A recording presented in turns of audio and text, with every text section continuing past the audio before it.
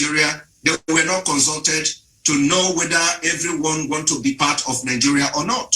And after this amalgamation of Nigeria, a lot of disagreement, a lot of anger has been the order of the day. And because of the history of Nigeria, how a man called Usman Dan Fodio conquered the northern Nigeria and installed the emirate. Now that same conquest continued from 18 something up till 1914, when the British came in and amalgamated Nigeria, the Northern Protectorate and the South and all that, joined them together forcefully to have what we call Nigeria today. Since then, we have been having a number of genocide, number of ethnic cleansing, killing, massacre of the people of the eastern Nigeria, mainly the Biafrans. Now, on the year of 1945, many Biafrans were massacred in Nigeria, and this killing of Biafran has continued from 1945 in Jos. I don't know how many of you have that knowledge. 1945, thousands of Biafrans were killed in the northern Nigeria prior to independence. In Kano genocide in 1953, Biafran people were massacred in their hundreds, and nobody has been held responsible until this day. In 1966, before the Biafra-Nigeria war, over 60,000 Biafrans were killed. Some of them were captured as the plane arrived in northern Nigeria from abroad, and they singled out all Biafrans, massacred them. These were doctors, engineers, and all that, massacred all of them in their cold blood. Now, between 1967 to 1970, over 3 million Biafrans were killed by Nigeria, the worst genocide after the Holocaust. And these people were not killed by bullets, they were killed by starvation. This is the biggest and the most gruesome way to die, that you die of hunger while the vultures are waiting to besiege on your corpse. In Kano in 1980, between 1967 to 1970, and then after that, we have had a lot of crises within Nigeria, within the northern Nigeria mostly. And in 1980, the Igbos, Biafrans were also massacred in their numbers in Kano. This was after the declaration of no victor, no vanquish. In Maiduguri in 1982, I'm just giving you a very comprehensive, I would say extract of the killing, because if I start mentioning it from year to year, it's going to, so I'm mentioning the major massacre of the Igbos within Nigeria state. In 1982, in Maiduguri, over hundreds and hundreds of Biafrans were massacred in cold blood. In Jimata in 1984, Nigeria massacred Biafrans, and this killing of Biafrans is always targeted to make sure that any uprising or any agitation for disintegration of Nigeria will be suppressed. And Biafra has continued to pay the price since 1945. In Gombe 1985, Biafrans were massacred in their hundreds. In Zaria 1987, they killed over 1,000 plus in Zaria. In Kaduna and Kafanchan in 1991, Biafrans paid the biggest price after over 5,000 people were killed. Bauchi and Katsina in 1991, December 1991, it was all round jamboree to kill Biafrans in Nigeria. In Kano 1991, the same year, a lot of Biafrans were massacred in their cold blood in Kano. In Zangon Kataf in 1992, Biafrans paid the biggest price of one Nigeria. In Fontua 1993, Biafrans were massacred in their thousands. In Kano 1994, the killing of Biafran continued in Nigeria to keep Nigeria one. In Kaduna 2000, Biafrans were killed in their hundreds, property worth of billions were destroyed, and some of the Biafrans that were affected could not recover up to this day in 2021. In 2001, in the same Kaduna, the Biafrans were massacred and killed in their hundreds. After the 2000 riot in Kaduna, it continued in 2001 for those who did not go back to the southern part of Nigeria. In Meduguri in the same 2001, Biafrans were killed and massacred in their hundreds. Jos Maiden crisis in September 2001 also witnessed the massacre and killing of Biafrans to maintain one Nigeria. Why I've listed this is people do not understand the level of killing of Biafrans in Nigeria. It didn't start today. Kaduna 2002, hundreds and hundreds of Biafra were massacred and killed in cold blood. I do not know whether our brothers and sisters in other parts of Africa has ever read this kind of news. In Jos, in November 2008, in Jos, a place called Plateau State, Biafrans were massacred in cold blood. Beheading of Gideon Akuluka in December of 1996 in a police station in Kano was perpetrated and orchestrated by those in power today. Most of them from Gumi, most of them from Pantami, most of them were perpetrated by those people you see in the power of today, like Buhari and co. Those in the presidency.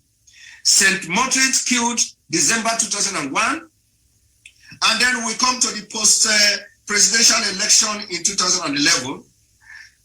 Biafrans were massacred, including youth corps members, men and women, were massacred in the north. Now in 2010, Christmas Eve, in Jos, hundreds of Biafrans were killed and massacred in cold blood.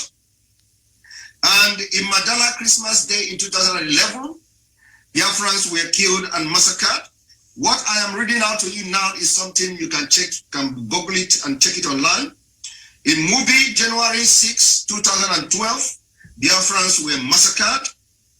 And the many Igbos and Biafrans dead by Boko Haram. Boko Haram massacred a lot of them. So why I have laid this background is that on this rock, I shall build my temple today.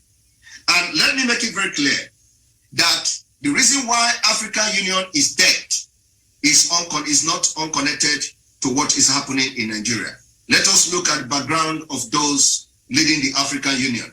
Let us check their background. Let us check where they're coming from. Let us check what they have done in the past. Let us check who are their friends and their allies. Then you will know why the African Union is dormant in the killing happening all over Africa.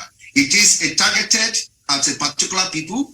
It is being orchestrated by a particular tribe, and the tribe that is orchestrating this killing all over Africa, especially in West Africa, Nigeria, is a tribe called Fulani. The Fulanis has become, according to the World Terrorism Index, the herdsmen has become the fourth deadliest terrorist group in the world. We are battling for survival in Nigeria, and that is the reason why you see a lot of secessionists, according to how they call it, a lot of secessionist group pumping up from Nigeria on daily basis, is because the government of Nigeria is directly involved in ethnic cleansing, directly involved in jihad, directly involved in sponsoring terrorism, directly involved in making sure that the Usman Danfodio conquest of the Nigeria continue up to this modern century. The killing in Nigeria today is being sponsored by the government of Nigeria. In case it may also shock you that almost all the sectors of the economy of Nigeria is controlled by Fulanis. And how do they do this? They do it by systematic conquest, what I call the systematic conquest. The systematic conquest works in a way that every Fulanis are installed in a very strategic position, from the banking and finance to the security to the executive to the judiciary to all sectors of the economy. And from these chiefs, they are now appointing other indigenous ethnic people, ethnic nationalities, and control them. So in other words, you need only 10 Fulanis to control 100 millions of Nigeria. Simon, allow me to just cut you off for 1 minute. Thank you. You've mentioned a couple of issues there and cited incidences, some of which are a matter of public knowledge. I think people can Google and see the information that you just gave there. So according to you, has African Union done enough to address some of these insecurities and some of these very incidences that you've mentioned? And if not, how would you want African Union to address or to respond to a lot of these things that happen in the continent, with particular, incidences that you've mentioned moving forward? African Union, with all due respect, like I said, is dormant. And for African Union to work and become effective, the president of African Union or the chairperson must resign. That's number one. He must resign, and there must be overhaul of the entire African Union. Because with the body language of the African Union, they are working in hand for a total conquest of Africa.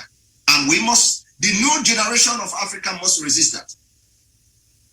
All right. With the current setup of the African Union and the nonchalant attitude from them about the killing going on in Africa, especially in the West Africa, in Nigeria, for example. Do you know that on daily basis, thousands of people are chased out of their home? Do you know that on daily basis, hundreds of people are being murdered and slaughtered by Fulani herdsmen? Do you know that on daily basis, we see military escorting people out of their ancestral land? And not even the government of Nigeria is talking, not the African Union is talking. So the point is that when we watch the African Union with what they did to Gaddafi, I am going to analyze that later on in this program. With what they did to Gaddafi, it is a long-term planning how to take over the entire Africa and turn it to whatever they want. And that's the reason why I asked the question, why do we have a name called Sahel? Why don't we use a different African dialect to address a region in Africa? Why must it be Arabic? We know that so many African countries speak Arabic and all that. But in those regions where you have this Sahel, why do we have Sahel as a region in African continent? Okay. Thank you very much, Miriam. I want to intervene one half a minute. To me, African Union is dead. It is not dormant. It is dead. Boss, a dormant thing can see someone, but this is a dead thing. Thank you. It has died. Simon, it has died. You mean they don't see Buhari? Buhari dresses up in those long things of yours from Nigeria, goes to African Union, 6.1 feet. I know how tall he is. 6.1 feet. He walks on in African Union when people are being killed, when Boko Haram is slaughtering people, when kidnap is taking place. And you tell me it is dormant? Simon, it is not dormant. It is a design designed by the French who control Buhari. Total Oil controls Buhari. I can tell you the people in your country who are controlled by Total Oil and Alcatel. You know the telephone called Alcatel. Obasanjo is a life chairman of Alcatel. Have you ever seen a life chairman in the world? He never loses that post. French, whose telephone is Alcatel? You live in Europe, sir. Who owns Alcatel? Is the French. Look at Total Oil. Buhari once knows, he told us, 100 days into power, I will crush Boko Haram. I am beginning to understand and agree with those who say, Miriam, that Boko Haram is sponsored by him. Yes. Thank you, I'm Doctor. talking on behalf of Nigerians who are dying. Thank I'm you, not Doctor. playing. You're right. I agree with One you. Nigerian dead is very bad for me. They are my brothers. We want a united Africa. But you cannot unite Africa when you have Africa with wounds. There are wounds bleeding. People are bleeding in Nigeria. In the southern part of Nigeria, in Port Harcourt, in Enugu, in Enugu, in Onitsha. You think I don't know these places? I have traveled there. People are dying today. Younger men are being put on Land Rovers and driven across the villages until their bodies are peeled off. And I'm not going to sit here as an African and say, I am a very good African who read politics in the University of London. Therefore, I'm happy. I walk around with my suits. No, we have to tell people the truth. African Union is captured. It's captured by the French. They have captured that Dr. Mohamed Faki. He's from Chad. Actually, he's a brother of one of the people here. I don't want to pinpoint him. He will go. He will defend himself. He is captured. So, you tell me. Tell me one thing. You think African Union doesn't know that people are dying in Enugu, in Maiduguri? You think African Union doesn't know that kidnaps are taking place? So the Nigerian issue has spread all over the northern parts of all these countries, which I don't want now, after learning that Sahel is not an African name, I don't want to call it Sahel. God forbid. I want to call it African Rio Africa. Thank you very much. Rio Africa. We have been infiltrated. Yes. We have been infiltrated by people who want us to kill each other. Thank you. Look at what is happening in Mali. Look at what is happening in the Central African Republic. Tell me, is there tourism in the Central African Republic? Why should there two Airbus leave Paris, Igo Airport, flying into Central African Republic to carry what? Are there tourists there? There is a war in Central African Republic. Why should two airplanes always fly there every day? Two leaving, two going in. I've done all these logistics. They carry diamonds. When you talk, they finish you. And you, the younger generation, don't be worried. Many of the African leaders who talked like I'm talking have gone. But let me also leave a legacy by speaking the truth.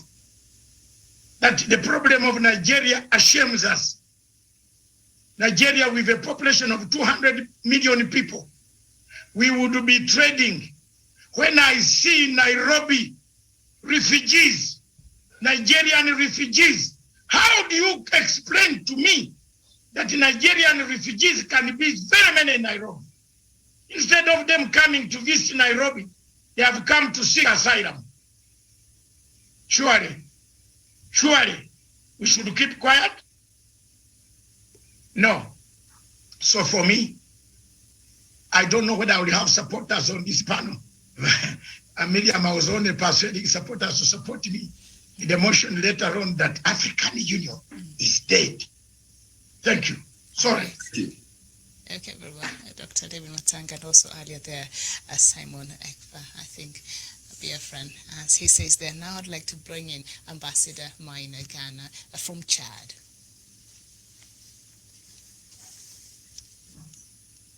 Thank you, Miriam. Thank you for this opportunity. Today we are going to talk about this African Union. If I may remember, I was in your platform more than 20 times. We spoke the same thing, in and out. Like we always do the same mistake, we are expecting different result African. That is our mistake. But we need to start to recognize it as of today. Dr. Matsanga is my witness. I told him that anytime when you start accusing African Union, in which base? I remind him last time in this platform, I don't know if another people was there, I said, Dr. Matsanga, if you are a man and if your wife who's taking the responsibility of the home, you don't have nothing to say.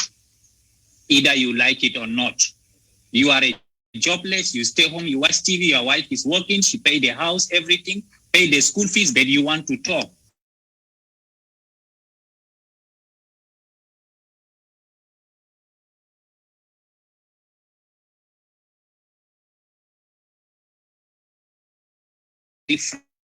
France. The President Kagame have fought for it more than 4 years to say African, if we did not wake up to take our responsibility, we cannot set the rules. We are just complaining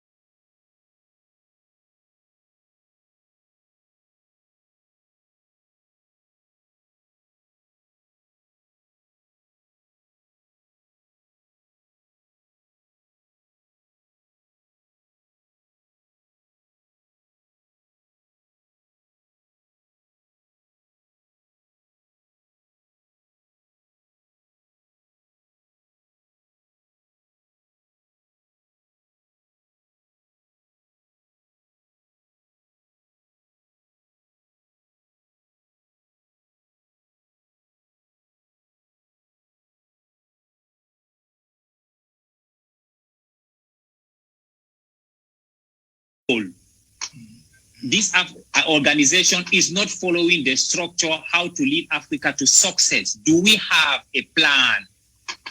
I ask you that more than 100 times, Dr. Do we have a plan, and do we want to execute this plan to make sure we change it?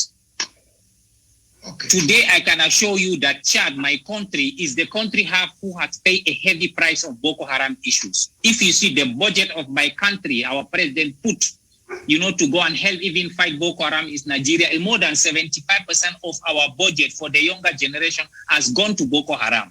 Boko Haram has not started in Chad. Boko Haram, we almost come from northern Nigeria. Why? Because the lack of failures of leadership. You cannot have the younger generation. You can't create jobs. You can't do anything, and you want them to be prosperous. It's not possible, Dr. Matanga. You cannot even educate your wife and your children. When they start fighting, they break the windshield of my car. And you are blaming me again, Dr. Matanga. How?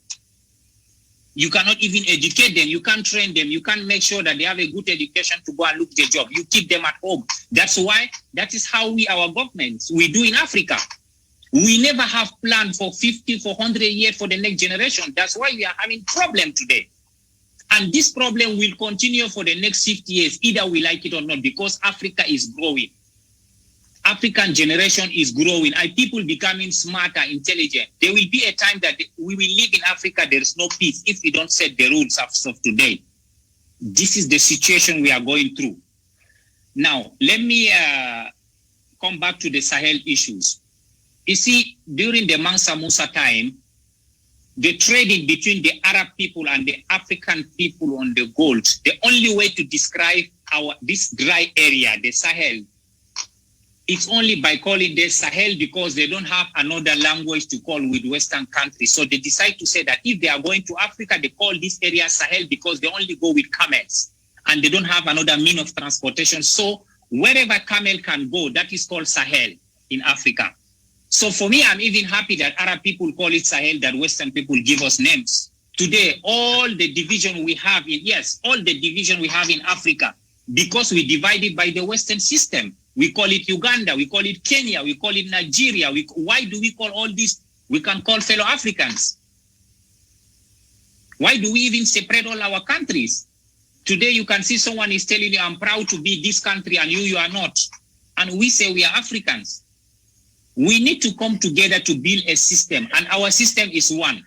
The problem we have in Africa today, Dr. Matanga, all the panelists, write it down. If you are not ready to fund this African Union, we will waste the next 50 years just complaining. Not because of my brother is there. Whoever will, tomorrow if we put Dr. Matanga, he will be a black chief. We will talk very bad about him because he cannot sustain African Union. Yes, Dr. Matanga, 100%. That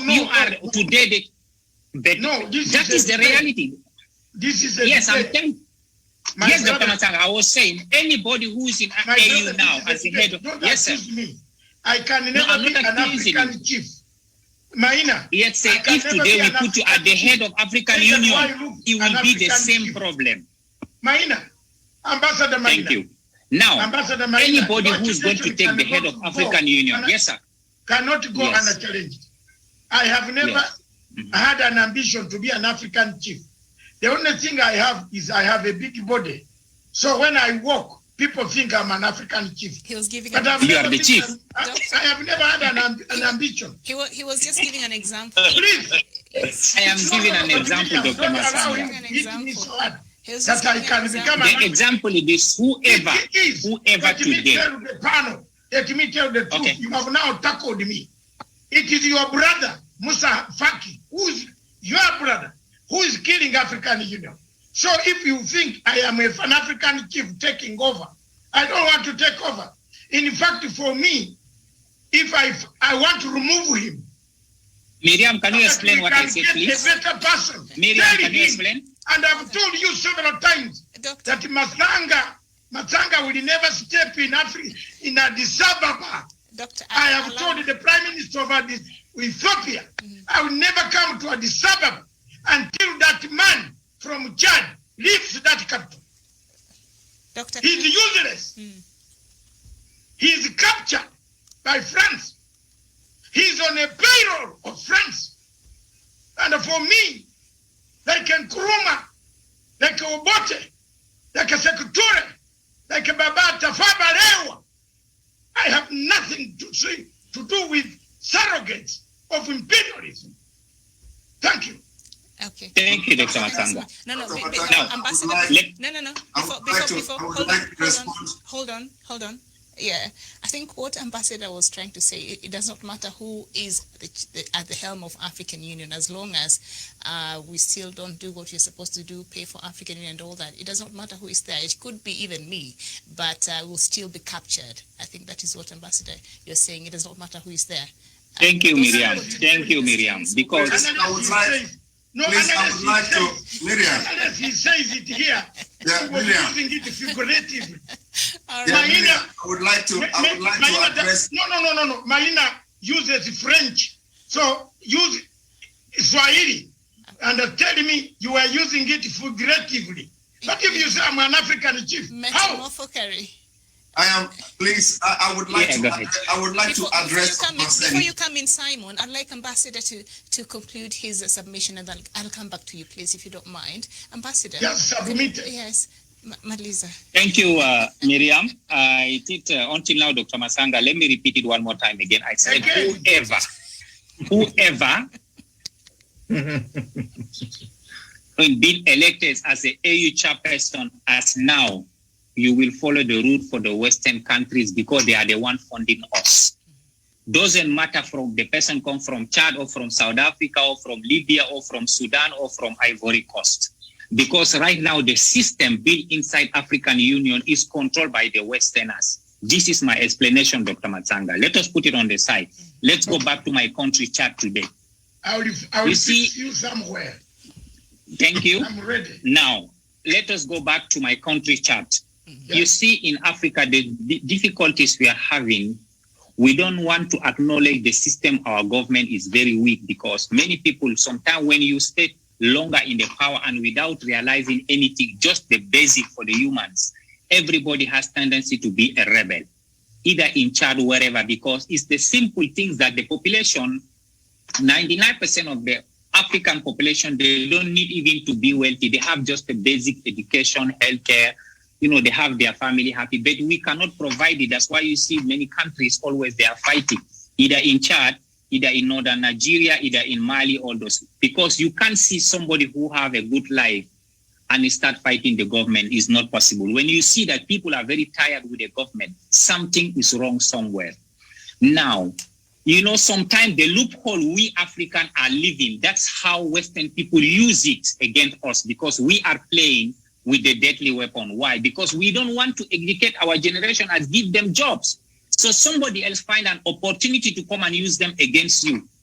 For me, I don't want too much to complain about Western countries if I did not find my problem. I did not understand where did I get wrong, how this thing happened, how did we leave this thing to pile up. Today, you see all the regions. We have the Sahel region. We don't have peace. Chad, Libya. We talk about South Sudan. Now it's Nigeria. All those countries. There is something we African, we are not doing right. We need to go back to the drawing board to make sure that we find a solution, Dr. Matsanga. Because pointing and calling names to say this person is a failure or this person has done wrong will never take us nowhere. I said it more than 100 times. Today, we are talking about, they say that our president was killed. I cannot say yes or not because nobody was there. We just a hearsay. And the majority of the biggest propaganda in this world, they are news. They can tell you wherever, whatever now, we are controlling by news. We can't say yes, he was killed. But we need also to acknowledge Dr. Matsanga. I am coming. We need Dr. Matsanga. Can I finish? Still alive. Was he not murdered, though? Can I conclude? No, Dr. Matsanga, he has been murdered. You don't get the point. You cannot go to the front wall without... Is the president of Chad still alive? Former, the late. No, sir. Baby is dead. Yes. Can I continue? He was murdered. No, sir, he's dead. He was murdered. Now, Dr. Matsanga, you cannot go to a front wall without having a collateral. He is not the best person in Chad. How many Chadians died? He went to the front. No, he went to protect also the Chadians like any soldier. So he died to the front wall. It's normal to everyone. What do you think that he's the best among the old Chadian? Who killed the other people? How many Chadian dies in the front war? Who killed him? How many Chadian die in the front war? Who Me, I'm killed not here him? to Who accuse. killed I tell you, Answer the question to Dr. Africans. Dr. Matanga, I'm telling you always, I am not here to tell you who killed, who did not kill. You are the one who know. Me, I don't know. All right, You tell us, Dr. We have Matanga. to move on now. Yeah, You tell me. As you conclude, Ambassador, I'm waiting Yes. for as you. you conclude, Ambassador. You still Dr. have Matanga time. did not let me to conclude. No, you Yeah. conclude. I'm saying as you Now. conclude now. Yeah. Okay, we as African, we need to come together today to make sure that we find all the situation and make sure that we step on it, not just a chat on Nigeria, wherever.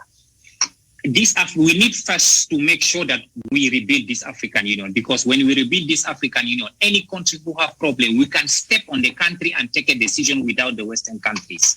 But without money, is not possible, Dr. Matanga. Why? They have NATO. Because they are very powerful. Any country in Europe wants something, they will send the army. We don't have that. We are waiting France to fund us. All right. Dr. Thank you. Matanga, we need to have a strong African army that any country who's want to mess with us, we can step and what can I say? We can step and defend our nations. And Ambassador, Number one. And number two, we need, yeah, go ahead. there's a question there by Jocelyn, one of our panelists there, who's Yes. asking the question. And why can't Go Africa ahead, sir. then fund AU? Why can't we fund AU? What is the problem? The majority of Africa, AU is funded by countries. Every country have the amount of money they need to contribute yearly. Now I asked him, if he's from Nigeria, I am from Chad, you are from Kenya, go and ask your government, how much are you contributing for the AU and how many years you failed to contribute? Ask them, they will tell you. Do you know that in 2020, more than 25 countries has never contributed for African Union? But we are crying, you tell French people, bring your money and we need to help ourselves. Because if we don't contribute for our countries, always we are in big trouble. That is the situation. Thank you so much. We need to ask our countries how much. All right. All right. I know President I think makes our contribution. I believe that. Absolutely. Thank you so much. Now, Thank you, Ben. before I go to Professor Simon No, Ekpa, Miriam, wanted to say Miriam, something. Yes. Miriam, Yes. Yes. there is a professor, there is a guest up in the corner whose hand has been up, Reverend. All right. Musanga, I He will not wants take an time. intervention. Reverend, yes, Polycarp. I will not take much time. I will not take much time, just a few minutes. Yes. All right. Simon. Thank you very much. Thank you very much. Listening to this, our brother, Ghana Minor. Ambassador. Yes. Ghana Minor. Ambassador Ghana Minor.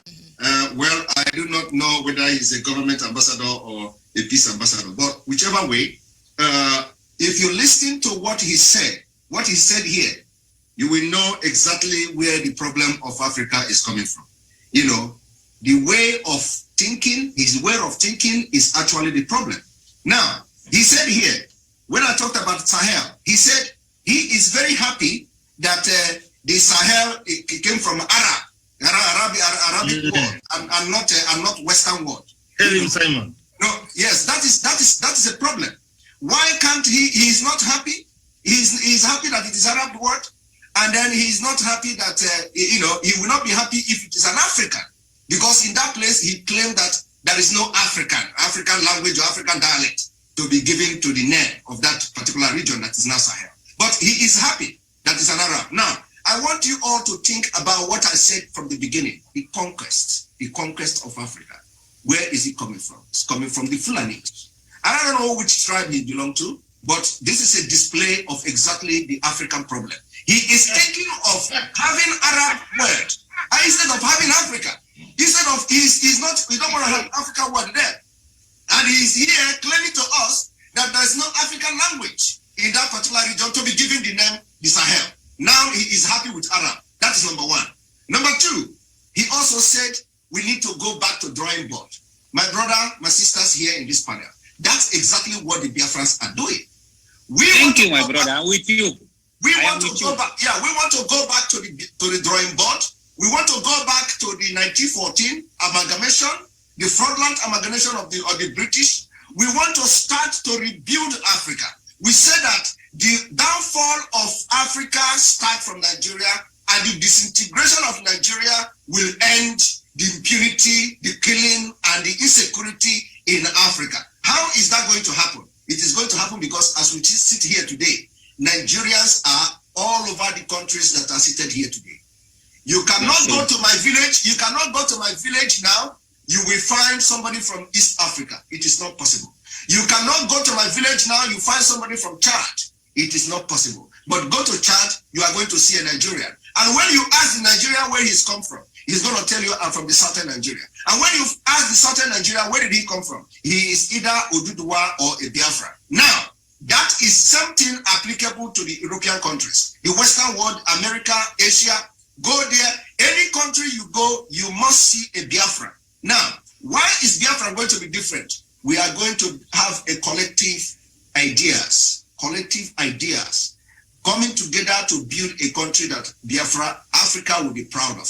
So the issue of whether we are going to have an Africa Union, effective Africa Union, or we are going to stop the international community from funding Africa Union, all start, the mistake and the correction will start from Biafra. So if you know that you love Africa, the best thing you should do is that since you are handicapped in your own country, because it seems that everybody is handicapped, since you are handicapped in your own country and your Nigeria and your country is not as confused and have this divergent ethnic views and have this kind of diversity like you have in Nigeria. If you are from such country, what you do is talk to your government. It is time to pick interest and speak about the problem of Nigeria and what should be the solution of the security in your Sahel is by dissolving Nigeria. Now, how will dissolving Nigeria solve the security in that our Sahel? It will solve it in a way that the interest of the terrorists in Nigeria is focused on the natural resources in the southern Nigeria. Now, if that country, Nigeria, is divided, you automatically have divided 70% of the interest of the terrorists. What is the interest of the terrorists? The interest of the terrorists is that they are looking for a way to make Nigeria their safe haven. After they succeeded in making Nigeria their safe haven, they are going to focus on other Africans, small other African neighboring countries. And by extension, they will start sponsoring terrorist attack in the Western world. We've told this several times to the Western world. The American generals, the Americans fighting in that Sahel region, they have also have the same intelligence report. That when these people find a safe haven in Nigeria, they're going to start sponsoring terrorist attack in America, in Europe, in Asia, and all that. Because they are looking for safe haven where the money to sponsor these killings and attack will be coming from. So the division of Nigeria will also boost the economy and the security in that region. All right. Thank you. Thank you so much, Simon. Thank you. But Miriam, yes. Miriam, before you go to Professor, yes, there is a point. Marina blames me every day. Isn't this platform the beginning of a new Africa? Yeah, that's true. I agree with you. Give me a credit. I'm giving you a credit every day, Dr. Matanga. I'm giving you credit every day. I'm giving you credit every day. Has not given us a platform to talk about Africa, but have sacrificed a platform for us to speak. And I agree with Simon. If we begin a rebirth of Africa, my main reason was a renaissance. You know why Maina is making a mistake now? He missed the first session, Miriam, of renaissance. We want a new Africa. We want to help Biafra to liberate itself, to get a new Africa. Okay. The old Africa is in trouble. Yeah, all Africa. Yes. All right, thank you so much. Doctor, you'd mentioned, before I bring in Professor, you'd mentioned another of our panelists. I'm not able to see all of them from where I'm sitting, had raised their hand. There is Dr. Reverend Polycarp. Reverend Father Dr. Polycarp. Mm-hmm. Could you say something, sir? Unmute. Unmute. Mm-hmm. Unmute your phone. Sorry, I'm sorry. It's okay. I've just wanted to make an intervention. Go ahead. On what Professor Ghana, Ambassador Ghana Minor said. Mm-hmm. I would see he was not entirely wrong in what he said. Where I would not give him any credit is choosing Arab to Europe. to the Western world, because they're all the same. Whichever side that imposes on us as Africans, it is just like choosing between the devil You are and misquoting me. You are misquoting me, sir. let me finish now. You are misquoting me, please. About what he said about African Union, I ally with him. African Union is dead, and it is dead because partly because of the founding. And I see these things we are talking as all talks, no action, because right since when I was studying philosophy, we started talking about African predicaments. We talked about the contributions of Julius Nyerere, Azikiwe Mbiti, Kenyatta, and the rest of them. And we were on agreement that we need a sort of mental decolonization. And that is what the commander of the Africa Political Command Group, Command Center has always been saying, this renaissance. That is what we need. The foundation is faulty, and African Union cannot in any way help.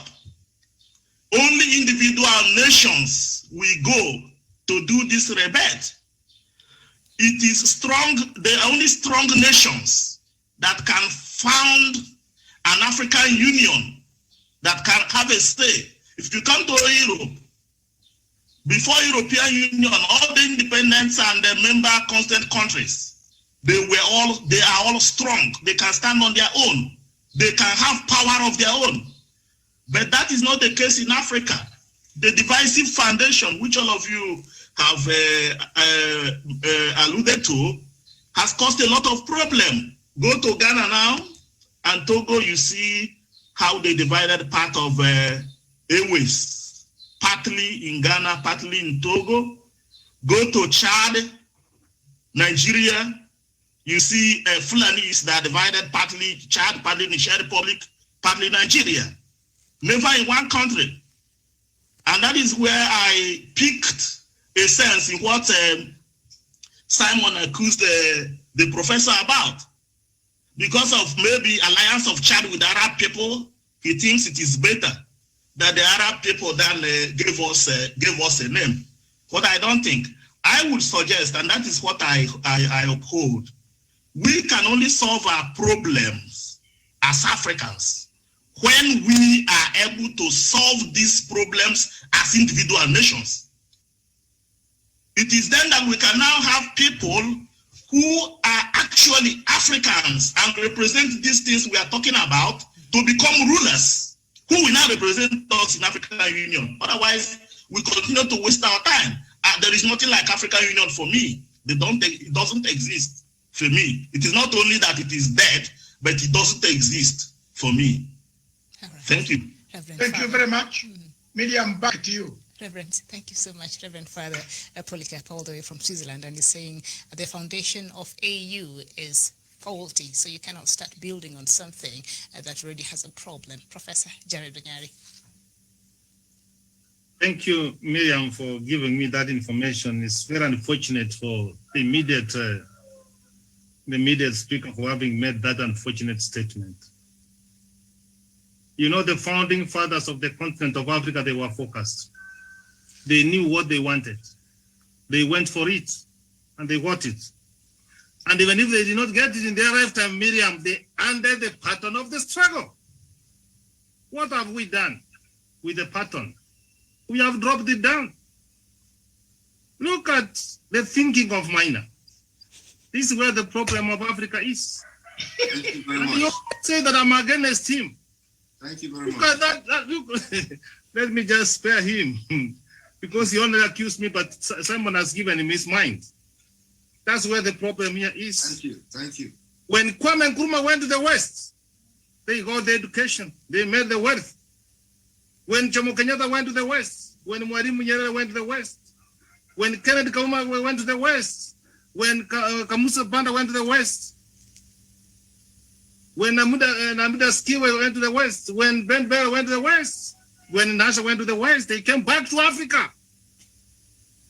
I've listened to Minor. I have not gotten any solution. He's saying that we are captured. Yes, My grandfather told me, and mine and my fellow sisters who are here don't find me that I'm gender insensitive, is that if someone comes and takes you your children and your wife, he takes and keeps him for himself.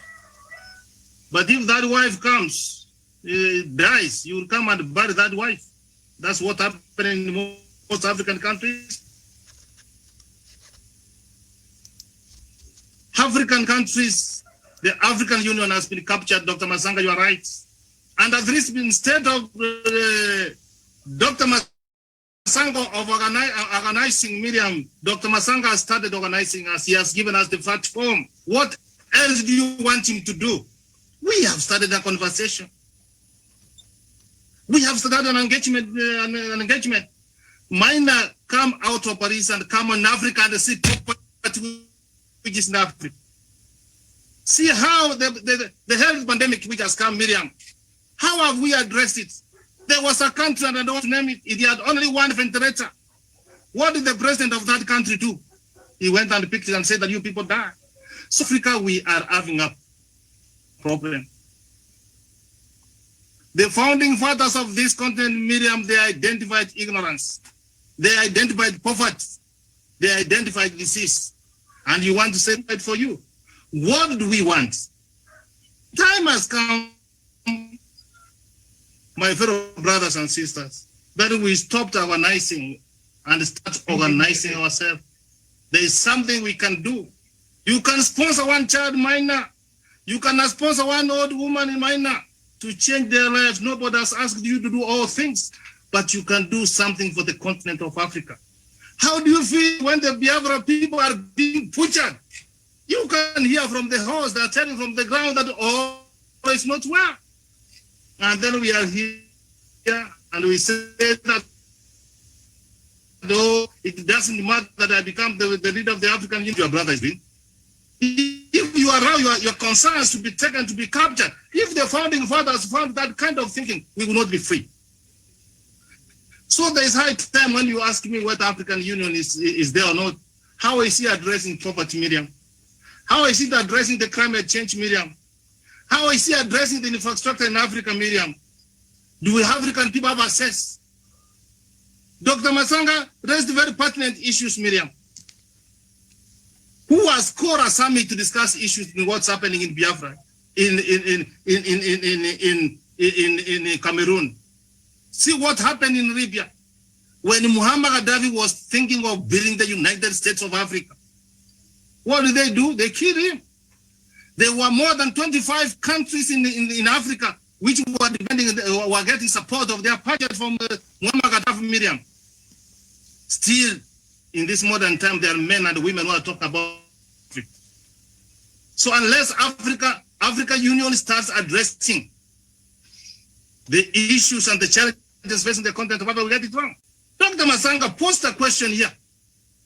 Why do we have 2 aircraft coming to Central Africa twice in a day, coming to pick our precious minerals? He talked about Chinese building the African Union. What are you telling us, man? That is the resources for the continent of Africa, which they have stolen. And we must come together and say, Miriam, even if we don't do something, let us continue organizing and talking and addressing the issues facing the continent of Africa. If African Union is dead, what do? We come out with another forum, and this is what we are coming. Why do you go focusing to something which is already dead? Miriam, it's very unfortunate it happens, and when I use this example, you may have your spouse, you get a child, and the child dies. Do you keep on mourning? Oh, we had a beautiful daughter, we had a beautiful son, we had all this, he has died. No, you go to bed and make another child. So African Union, is there something we can do? I can see one is from Israel. I can see one is from Switzerland. I can see mine in Paris. I can see Dr. Masanga in the UK, and many of our brothers who are in the continent, in the rest of the world. But the problem here is you have gone there and you have forgotten Africa. So we'll keep on talking and we keep on talking. The way forward, Miriam, as I give the interest as a panelist to speak, Miriam, if you have not learned something from coronavirus, this pandemic, you may not learn anything, Miriam. we need to intensify our cooperation.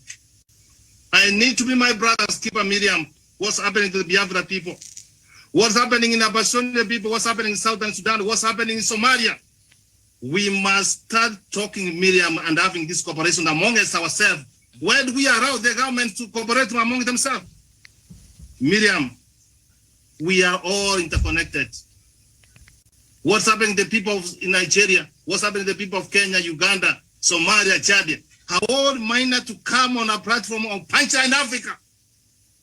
And he said he doesn't know what killed the president of Chad. Is he happy that the West can support nationalists to kill an African leader? And you are happy and say that Chad people are saying, yeah, and it's not getting annoyed, Miriam. These things get me annoyed. We do not need to have any of African brothers being killed. And he keeps on telling, where was the war when more than 1 million people were being killed in Rwanda and Burundi? Where is the West when we are having more than 400 million people being killed? And the moment we come here, we are not having a monkey business. We are discussing on how we can salvage the continent of Africa. Even if we are not going to do anything in our lifetime, Simon, we have started a conversation. We must end the pattern of the struggle. We must refuse to accept. 100 men will take a donkey. One man can take a horse to the river, but 100 will never force it to drink. The West can never. In fact, the colonial masters were more stronger than the leaders we have today. But the African, the founding fathers of this continent, they said, no, we must liberate Africa. So, Miriam, we must have a corrective response. When we come out of this summit, Miriam, we must come and resolve that the rights of President Buhari should not be ever in power. And what Simon has said, that is the strategy the people, the Boko Haram are using. You have said that a giant, an elephant is a giant animal. But if it goes down, what we need to be like, the lion is not as big as you can imagine, but it is being called the king of the jungle. The West, they don't have the intelligent mind as we have. How can Africa develop when we have got all doctors, the best engineers, the best everybody else working in the West? And then you don't come back to develop Africa. So on the way forward, I've said, Miriam, we are all interconnected. What's happening in Nigeria should affect me. We must have a corrective responsibility, Miriam. We must intensify our cooperation, Miriam. We must redeem the African Union. And if it is dead, Miriam, we can have an African forum like this, whereby you may not understand, Miriam. The poor have started rolling, Miriam. Oh, the stone. We let us continue gathering momentum. There is something we can do. There is no the thinking of my brothers like mine. Just take us forward. I submit. We have a question for Dr. Onyari, please. A question, Miriam. Maina, you will. Let's bring. You have a question? Yeah, you have. You will give a question. Just a minute. Let's bring in one lady. Okay. All right. One. Yeah, there's a balance. No, balance. we agree. Yes. We agree. We agree, have, Dr. yes, Masamba. we do have We bring in Muntinta. The question on the chat. Yes, That's true. Muntinta Masowe. Tell us which country you come from. Maybe cool down this temperature. Because it looks like Maina is on temperature. High temperature from the Chadian Sahara Desert. Mutinta, go ahead. Sahel, please. Sahel. No, Sahara. Can you hear Maina, me? don't disturb. Can you hear me clearly? Yes, go We ahead. hear you, Madam. Okay. Tell us which country you are from. Okay. My name is Mutinta Masowe from Zambia. I'm Thank you. actually a teacher by profession, and I'm also an advocate. But mostly, I'm passionate about women issues and also social accountability. So, looking at the room itself right now, it's quite so hot right now. But then the fact is that we are fighting for one Africa. So my point here, which I want to raise, is we have been coming up with different summits, meetings every time. and still talking about same things, and yet we don't even come up with a solution to see progress at the end of the day. It seems like situations have gone from bad to worse.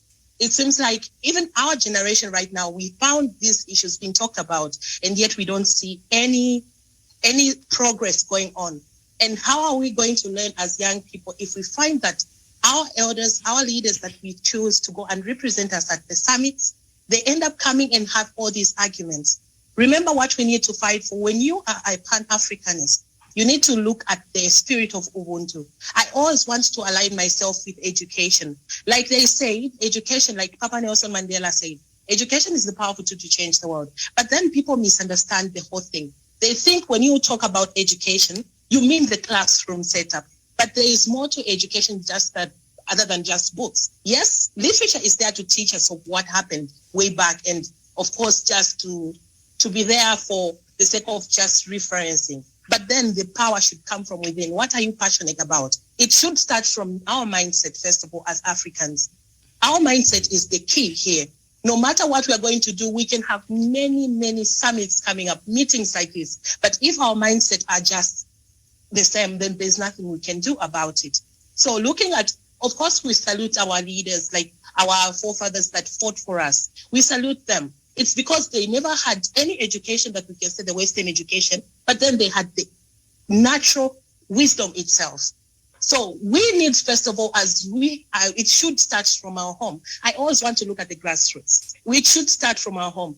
First of all, as parents, what are we teaching our young kids? What are we teaching our children out there? Schools, what are they teaching our kids? It seems like they want to teach us about, no, the evolution of the world started like this, but they are not teaching us real life situations. Of course, they're not teaching us on how to tackle issues. For instance, when you have foreigners coming in, they're not teaching us to say, you cannot sell land, but then you can bring in an investor to work and give you opportunities and give you all these resources, but don't give out your land. But we see our elders trading our land and giving it to people that are out there. Yes, when you go to the US, for instance, they can give you a property, but then you still have to pay that. You still have to pay for that land.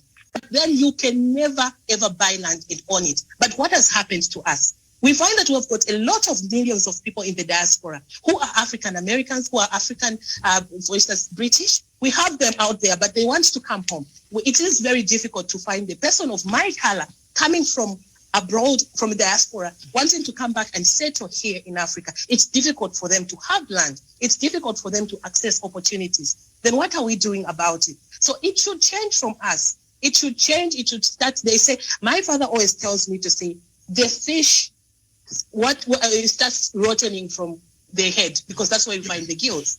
Yes. So meaning the problem is not with us as young people. The problem is not with us as it's with everyone. And who are the main people we are targeting? Our leaders, our global leaders, African leaders who go to sign petitions for the sake of us.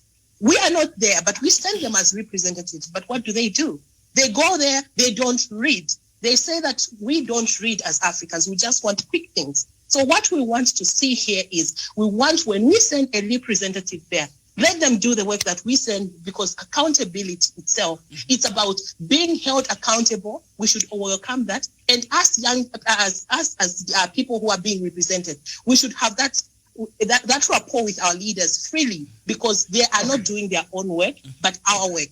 So with all these things, we want everyone to come on board, and you can hold me accountable as well. I can hold you accountable. I don't need to become your enemy for holding you accountable. I send you to go and sign those things because you are my representative. Thank you. I submit. Thank you very much. Miriam, all the ladies, Omenuko, Adeze, Jocelyn, all the ladies in that order. Omoniko, Adeze, then Jocelyn. Omeniko, you have 3 minutes.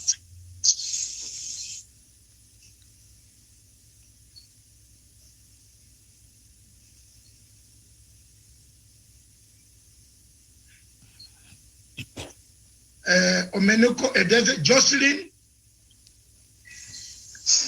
Jocelyn, can you now come in, intervene, so that we move? Oh, Omeniko, do you want to speak at all? Okay. Can I go ahead? Go ahead. All right. Sorry, I won't be able to show my face. Like I said No earlier problem. on. No problem. Yeah, We shall great. hear your voice. It is very nice. Thank you so much. Africans Actually, will hear I'm here it. to support Simon. Okay, and And with what not is only going Simon, all of us. great, and also with what is going on, I also posed a question here regarding the African Union, which you already raised, that African Union is dead. Okay, so if that is the case, why can't we just dissolve it? And what are the professor, is it Professor Minor, Ambassador, said? Ambassadors. Yes, what he said also. So he said, who do we hold accountable? If African Union is being funded by the white people, who do we hold accountable? Okay, the thing is, why can't we have a body? Why can't we have a body that can hold each country, each African nation accountable when they do not pay their dues?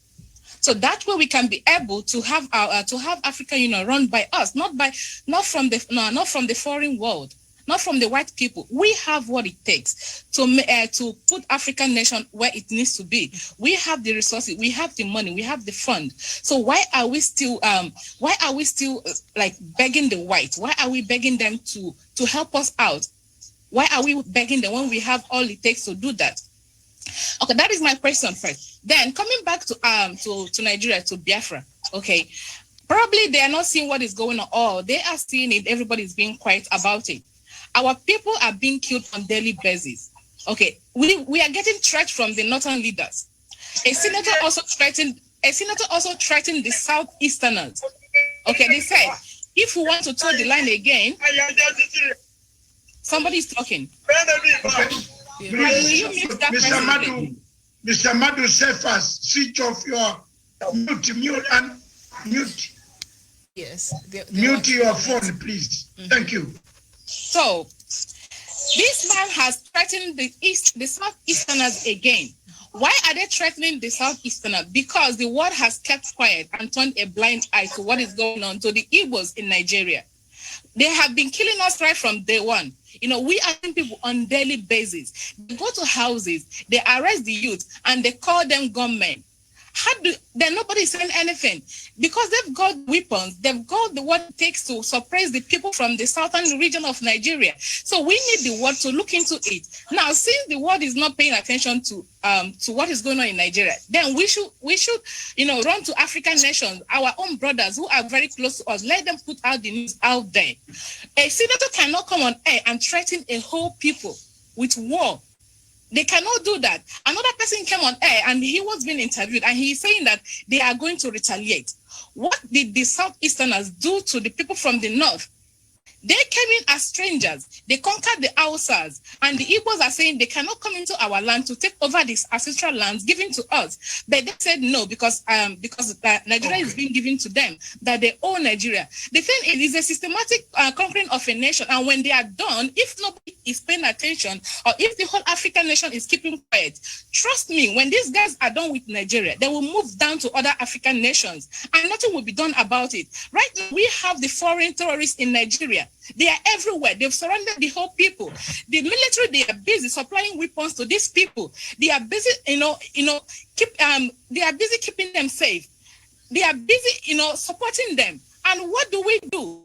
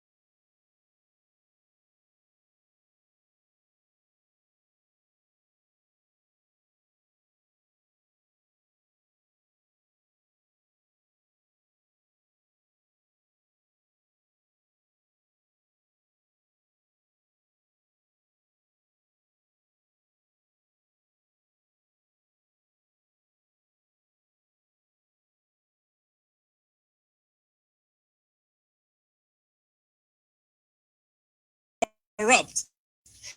The money given to them to develop the land, to develop the people, human capability is being stolen and kept in a foreign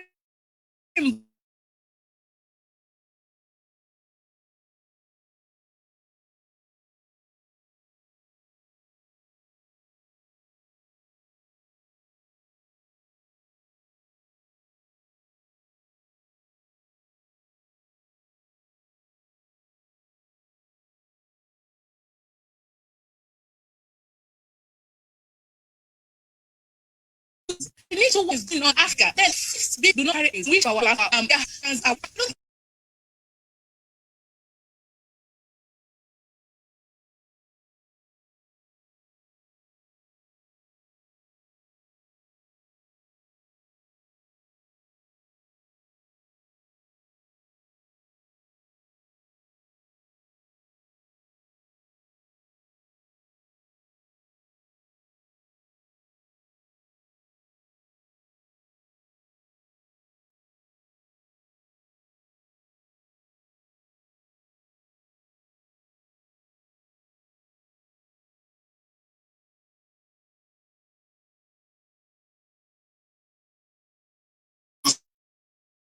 more direction.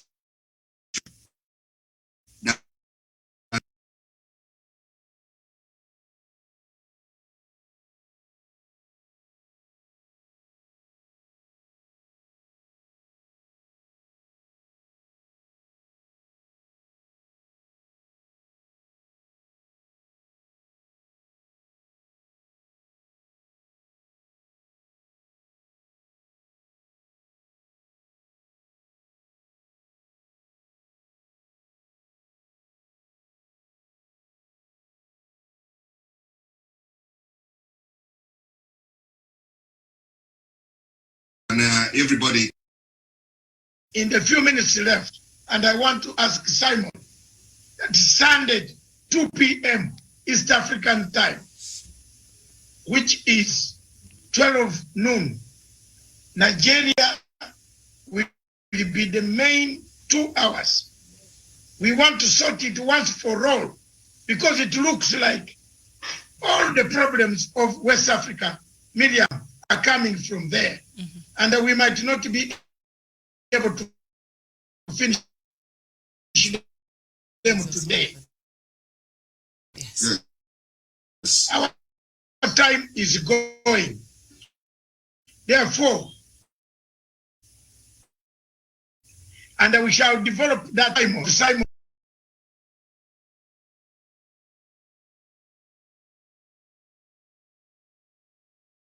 We allow the people who have been on as panelists to give their views.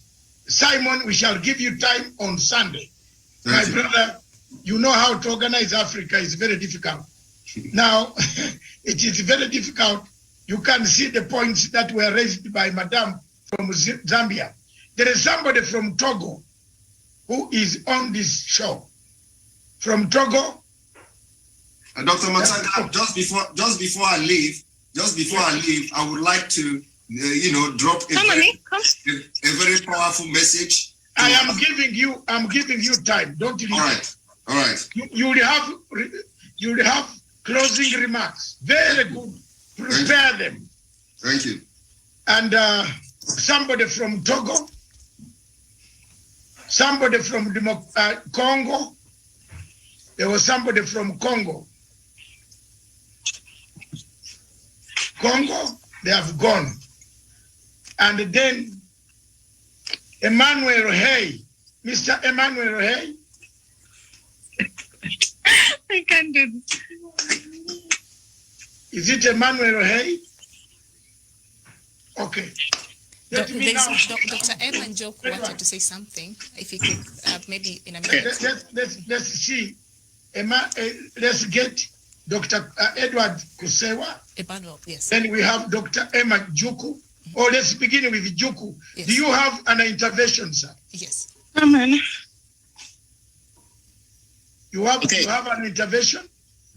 Am I to speak now? Yes, go Yes, ahead. Go ahead. Mr. Juku. Good, thank you very much. My name is Reverend Father Dr. Emmanuel Njoko. I'm a Biafran, southeastern part of Nigeria, and I live in Germany. I appreciate all who have spoken, and without any repetitions, may I just say that I think we are all gathered here today because we have a problem. That problem is that our African leaders have failed us, and we need a solution. And what is that solution? I take a lead from what my brother, Reverend Father Polycarp, Reverend Father Dr. Polycarp Mode said, that we all need to go back home and approach this solution from our individual countries and see how to rectify it for a new African Union. By African Union, I don't mean the non-existent one, but the African Union that will come with the emergence of Biafra. And so I have a message for all the youth, for all of us here, that each and every one of us here needs to take something home. And what is that? A message to our youth. The many killings we have today in Nigeria, most of them are also coming from our saboteur youths who are being used by the Fulani government to kill our people.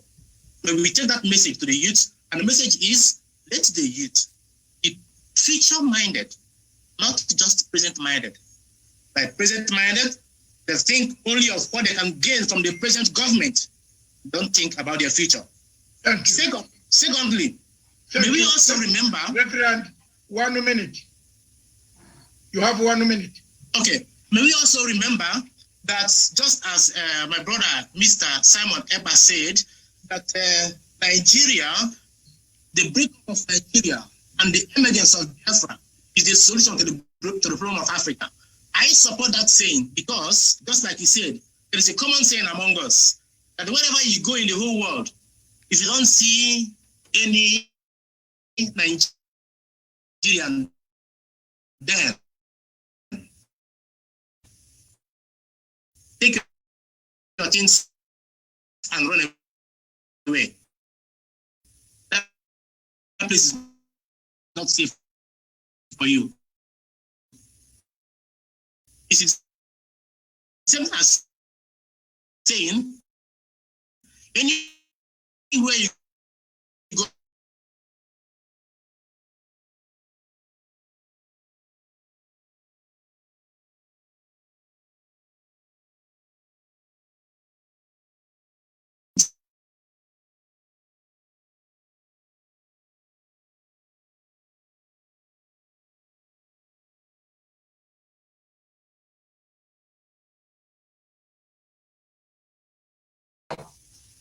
My television will be closed down.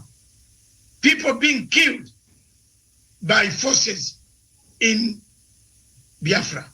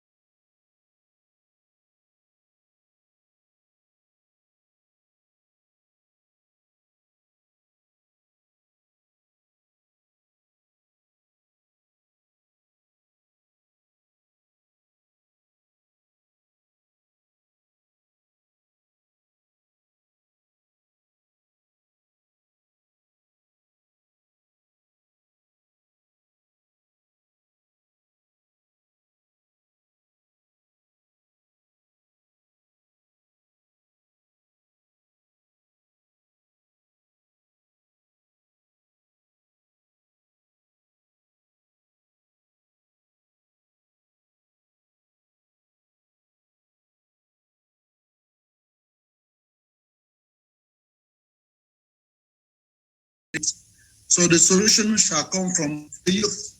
The solution is in the hands of the youth.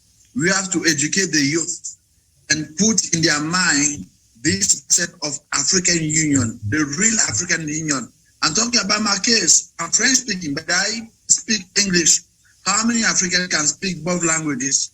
How many Africans can speak Arabic, English, and Portuguese? So we should choose one language. One language. If the language is spoken in Rwanda, and I can hear that language, and a real African language that we can share and which can be officially established in all African countries. From that time, we can speak about African Union. Thank you. I surrender. Thank you very much. Togo. Anybody from Togo? Togo. Karanja from Kenya. Tawish from where is that? Okay. We come back. Kwame. There is Kwame, soft-spoken man somewhere. Any reaction before I bring in a summary of the participants? Mr. Kwame?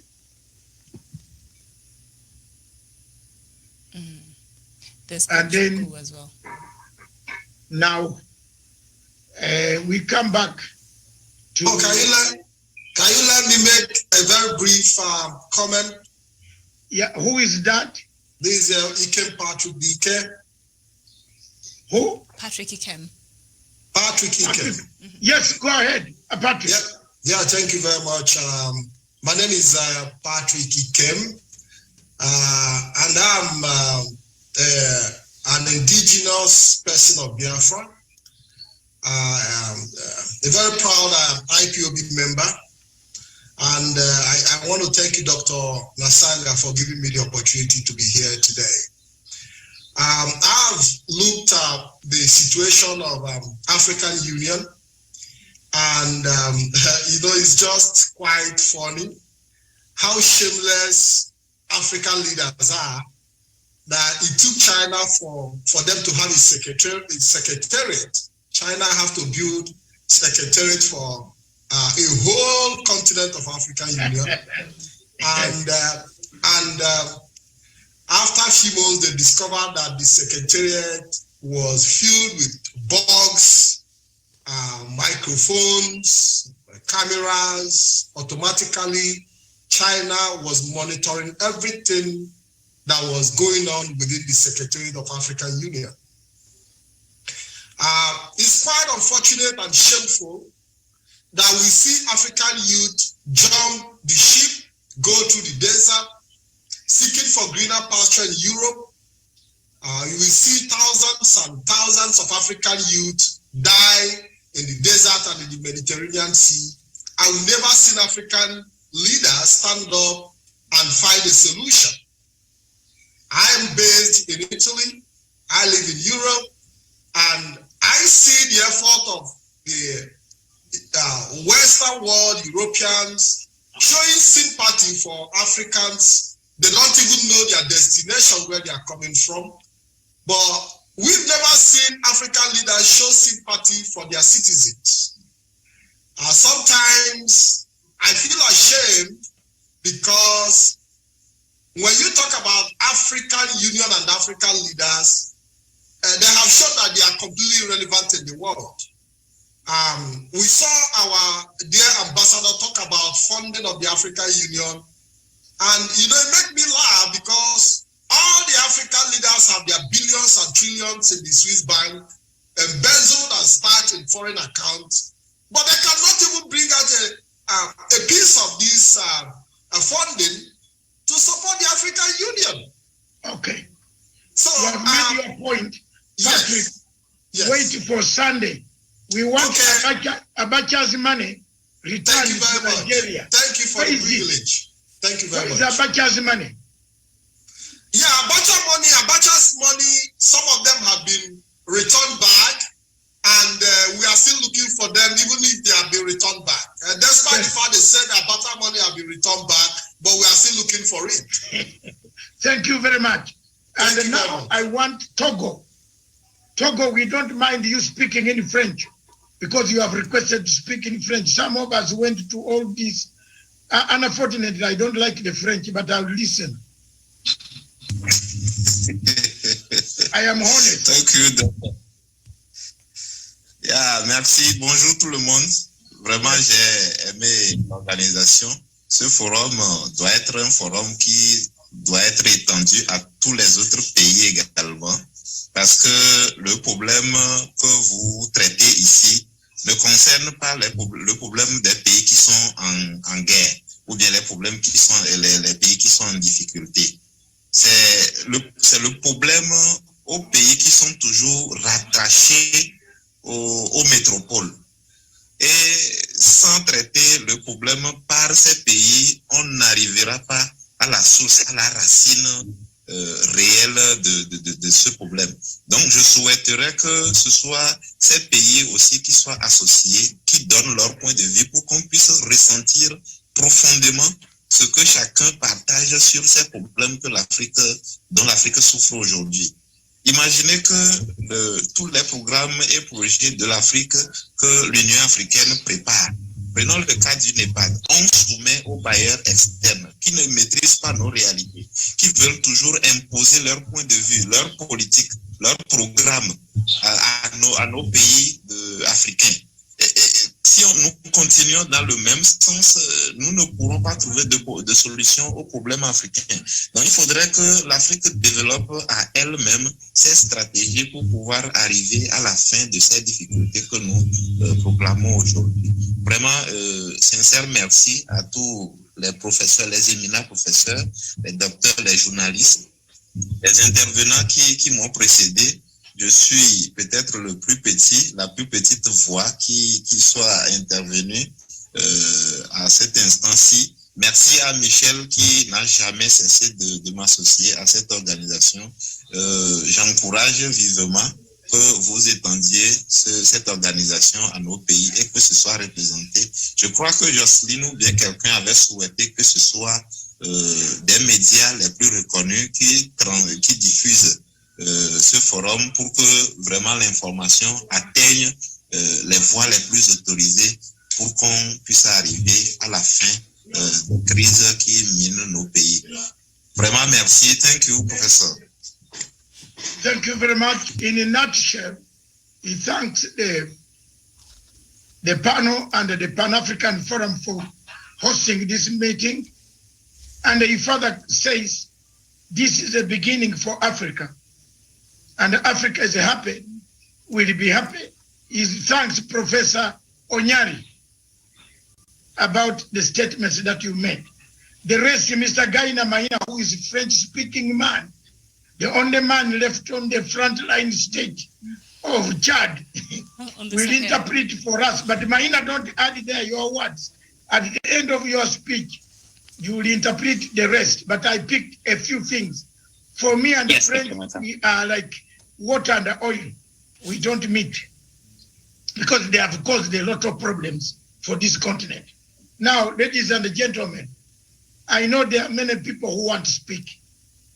And I want to ask Ambrose Otachi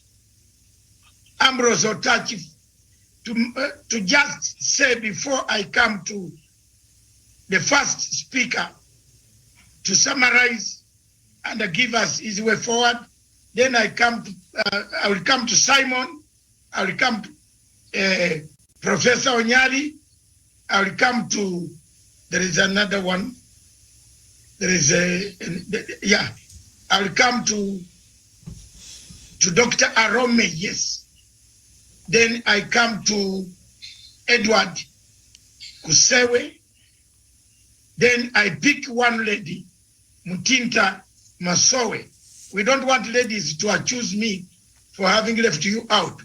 But each of the people will have 3 minutes to summarize. I think, Simon, that is good enough for you today. You have a good show on Sunday, but you'll have 3 minutes to put your points, punch them home. Don't waste time. And Maina, lastly, to come up to spoil or to help to arrange us in Africa. I know him as my friend. Thank you very much, Otachi.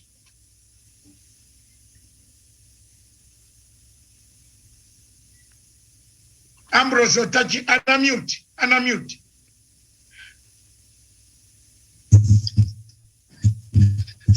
Thank you, Dr. Masanga, for this opportunity.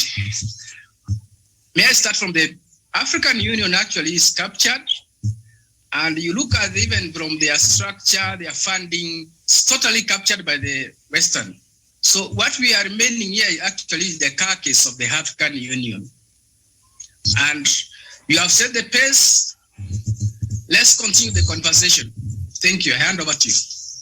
Oh, thank you. I wish all the speakers came in handy like that. I can see a lot of hands. Isman, Chidera, and Oduka. 1 minute each. Chidera. Yes, thank you very much, sir. My personal contribution is a question I would like to ask someone to answer me. Probably my brother Chide Simon. Why I'm asking this question is that when you look at Nigeria, there were 200 million people over there. Funanis are just less than 10% of that population. Now, we have about over 70 million in Biafra, about 70 or so at 80 million in particular the land of Oduduwa. The rest are from Afro-Hausas. Now in Africa, we know how difficult it is to document those who travel from, especially in the southern part of Nigeria, to any African country. I'm not sure about the Europe. Europe is more. America, you can see Joe Biden just escape the house and give documentation to the over 11 million immigrants. Now in Africa, it's a another different game completely. Now my question now is African leaders ready? The mess, only 6% are concerned in Nigeria. For Mohamed Buhari, as they claim, to threaten the Igbos with the 1967 experience of the Biafra War, he have kept his experience without defeating Boko Haram, bandit, and the rest of them. That is the point. My question is African Union ready for what is coming from? Because when this 14 million, about 40 million, 70 plus 70, both Biafra and Oduduwa, when they start migrating, is Africa ready with the poor borders they have? Why are they keeping quiet watching Biafrans suffer since 1967? Why are they quiet? That's my question. Are they ready? Even those who traveled within the border, they haven't documented them for over 20 years now. If this 40 million start moving in, are they ready when the 60 million Fulanis causing chaos in Africa? Thank you very much. Thank you. Question will be answered by Simon. Now, Udoka, your comment or question. Be precise, please. Udoka. Brother Udoka. Stephen iPhone. Yes, that's me. Yes. Yes, go ahead. Your question. Okay, my question is, Africa has assumed that by adopting a Western political economy, that everything will fall in place, that we replicate development as it is in Western world. We have tried it. It hasn't worked for us. We see our political democracy turned out to be looting of wealth. We have tried democracy of representation. It turned out to be the Nigerian example, or the rigging of elections in Africa, or even the the Ugandan leader who wants to die in power. We have seen Africa building an African Union, again, copying the European style. It hasn't had a voice, and Africa is still in the wretched of the earth. My question is there no way we can sit back and ask ourselves, is it working for us? The Western democracy, does it suit who we are? Is there no way we can ask ourselves question, can we model a political arrangement that will mirror who we are as people and actually represent our essence? The reason why I'm asking this question is based on the fact that China invented a political economy that reflected the Chinese model, and it is working for them. The Japanese, adapted Western economic model to suit Japanese social arrangement, and is working for them. But Africa has continued to fail simply because, is it because our political modeling is a copycat, is a copy and paste that does not reflect the essence of who we are as a people. Stephen, you have made your point. Stephen, sir, you have made your point.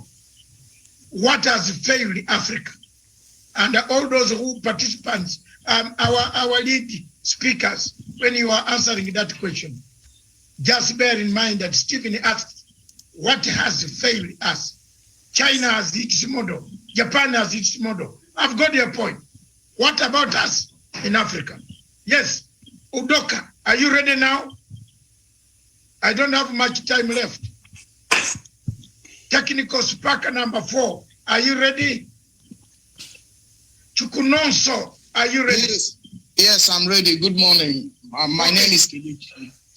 I don't know if I can come out clear. My name is Kelechi. I'm calling from the zoo. From where? From Nigeria, the zoo. Okay. Nigeria is a zoo, so I'm calling from Nigeria. The zoo. I'm a Biafran. I'm from a Ebonyi State, part of Biafra land. It's without independent of Biafra. Because the leaders we have in Africa. Yes. Go ahead. And fund African Union because as it stands now, if they want to fund this African Union will stand up to stop what all this crime they are committing. Look at what is happening in Cameroon, here in Nigeria, Congo, and other parts of Africa. So unless Biafra stand, there is nowhere African Union will work. Write it anywhere. Thank you. Thank you very much. You have been on point.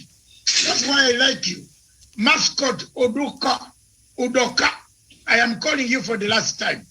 And let me come to Chika Omiko. A man in the sofa said, I don't know where you are. Yeah, good morning, Doctor. Good morning, my brother Simon. My name is Chika Omiko. I am a Biafran.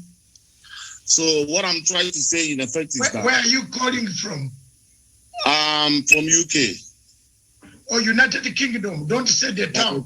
That's all. Yeah, you don't want Buhari to follow you. Yes. So what I'm saying in effect is that's what our leader Mazen Nanikano just what they call bypass. We did it to Ohanes and Dibo and it worked. So I hope this is what we're going to do Pan-African. Sorry, what we're going to do this African Union. If we bypass them, as this topic you're bringing now is coming up properly, we keep on talking about it, keep on emphasizing about it, keep on bringing our African people about awareness about what's going on. Then we bypass all the leaders and focus our attention on what we are doing. When we focus our attention on what we are doing, they will now queue up the way Ohanes and people now finally queue up with us. But if we start begging them or start going around talking to them, they'll think we are begging them. African Union, the youth we have now, everybody is aware of what is going on in Africa. And other people are keeping quiet and people are dying. Blood are being shed. So thank you. We'll hold on Sunday. Thank you so much. Chimeka Omiko, I have got the point. You know the purpose of all this. We are collecting views. And very soon we shall bypass. Look at my eyes. Let me take off the glasses. We shall bypass. You don't know me yet. I'm a very terrible organizer. Thank you, Doctor. You are doing well. A battle-hardened general. Yes, a battle-hardened general. At 65, I am not going to allow people to die in exile. Look at my eyes.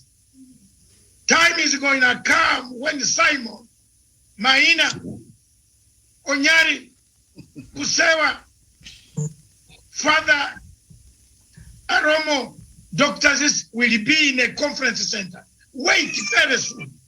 I am as long as that guy called Muhammad Faki, the brother of Maina, is still in AU, I am going to create my AU.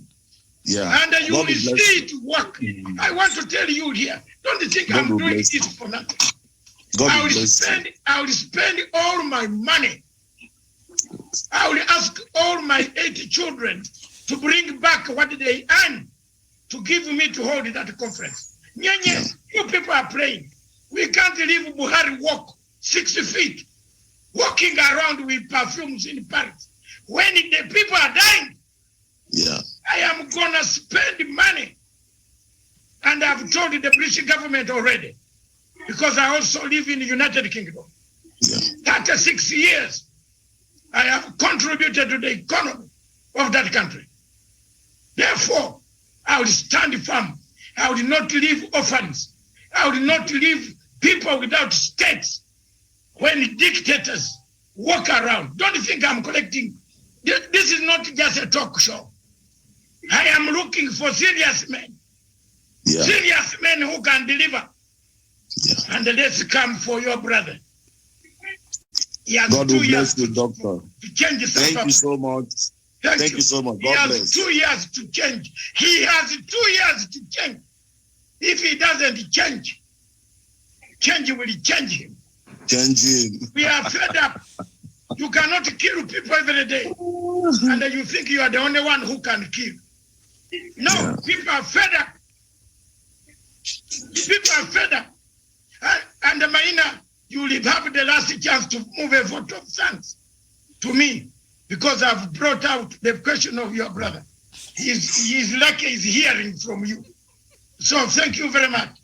Let me go to another, the last person before I bring in Simon, Professor Nyari, Dr. Kusewe, Dr. Arome, Mutinta Masowe, Mama, the only lady on the panel.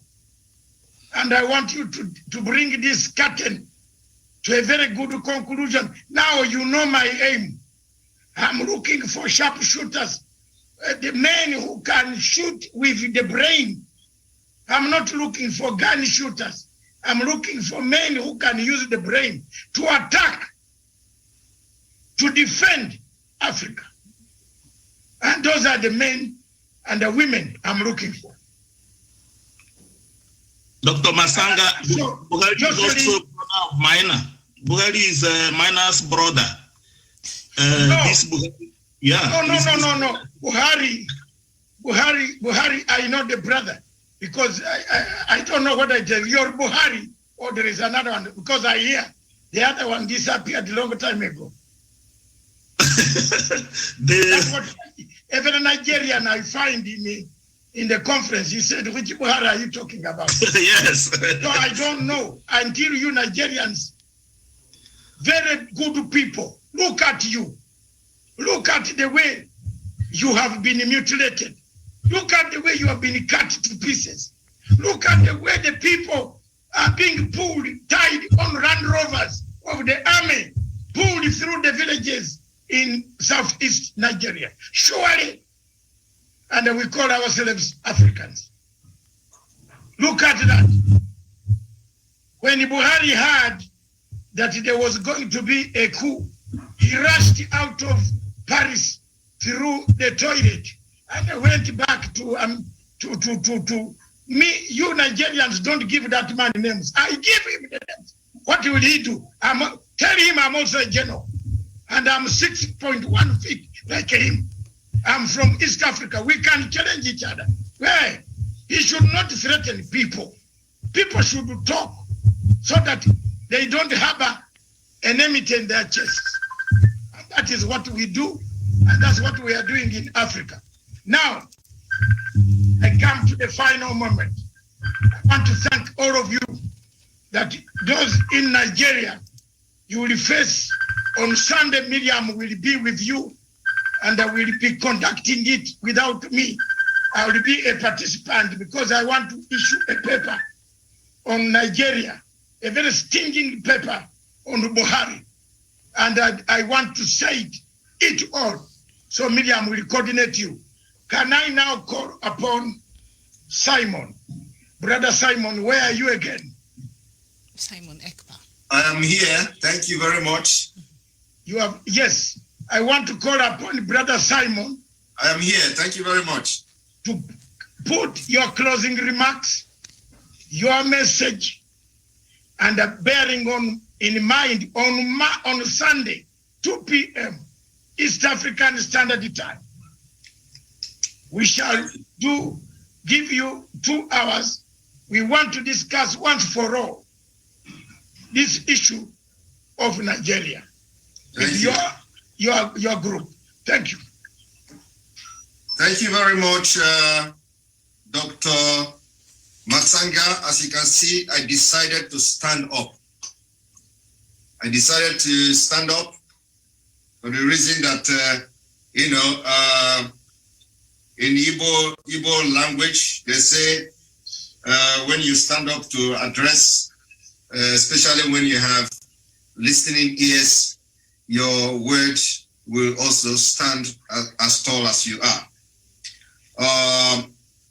My closing remark on this particular day will be making references to the apartheid time of South Africa. Some of our listeners today, some of those watching us today, and those who may watch this program later on, the African leaders and those who have interests for African freedom all over the world, who may watch especially this particular segment of this program today. I have this message. In Nigeria, Biafra land, the Fulani controlled government has directly and indirectly sponsored the ethnic cleansing genocide in the eastern region of Nigeria called Biafra.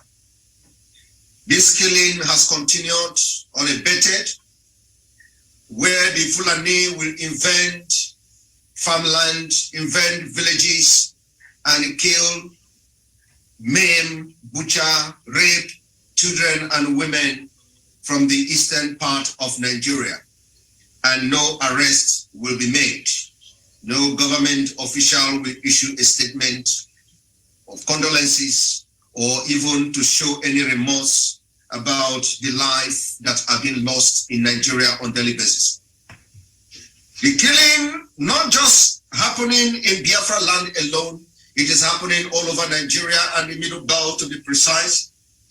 The Benue State of Nigeria witness every blessed day ethnic cleansing, genocide, jihad, and no arrest is being made.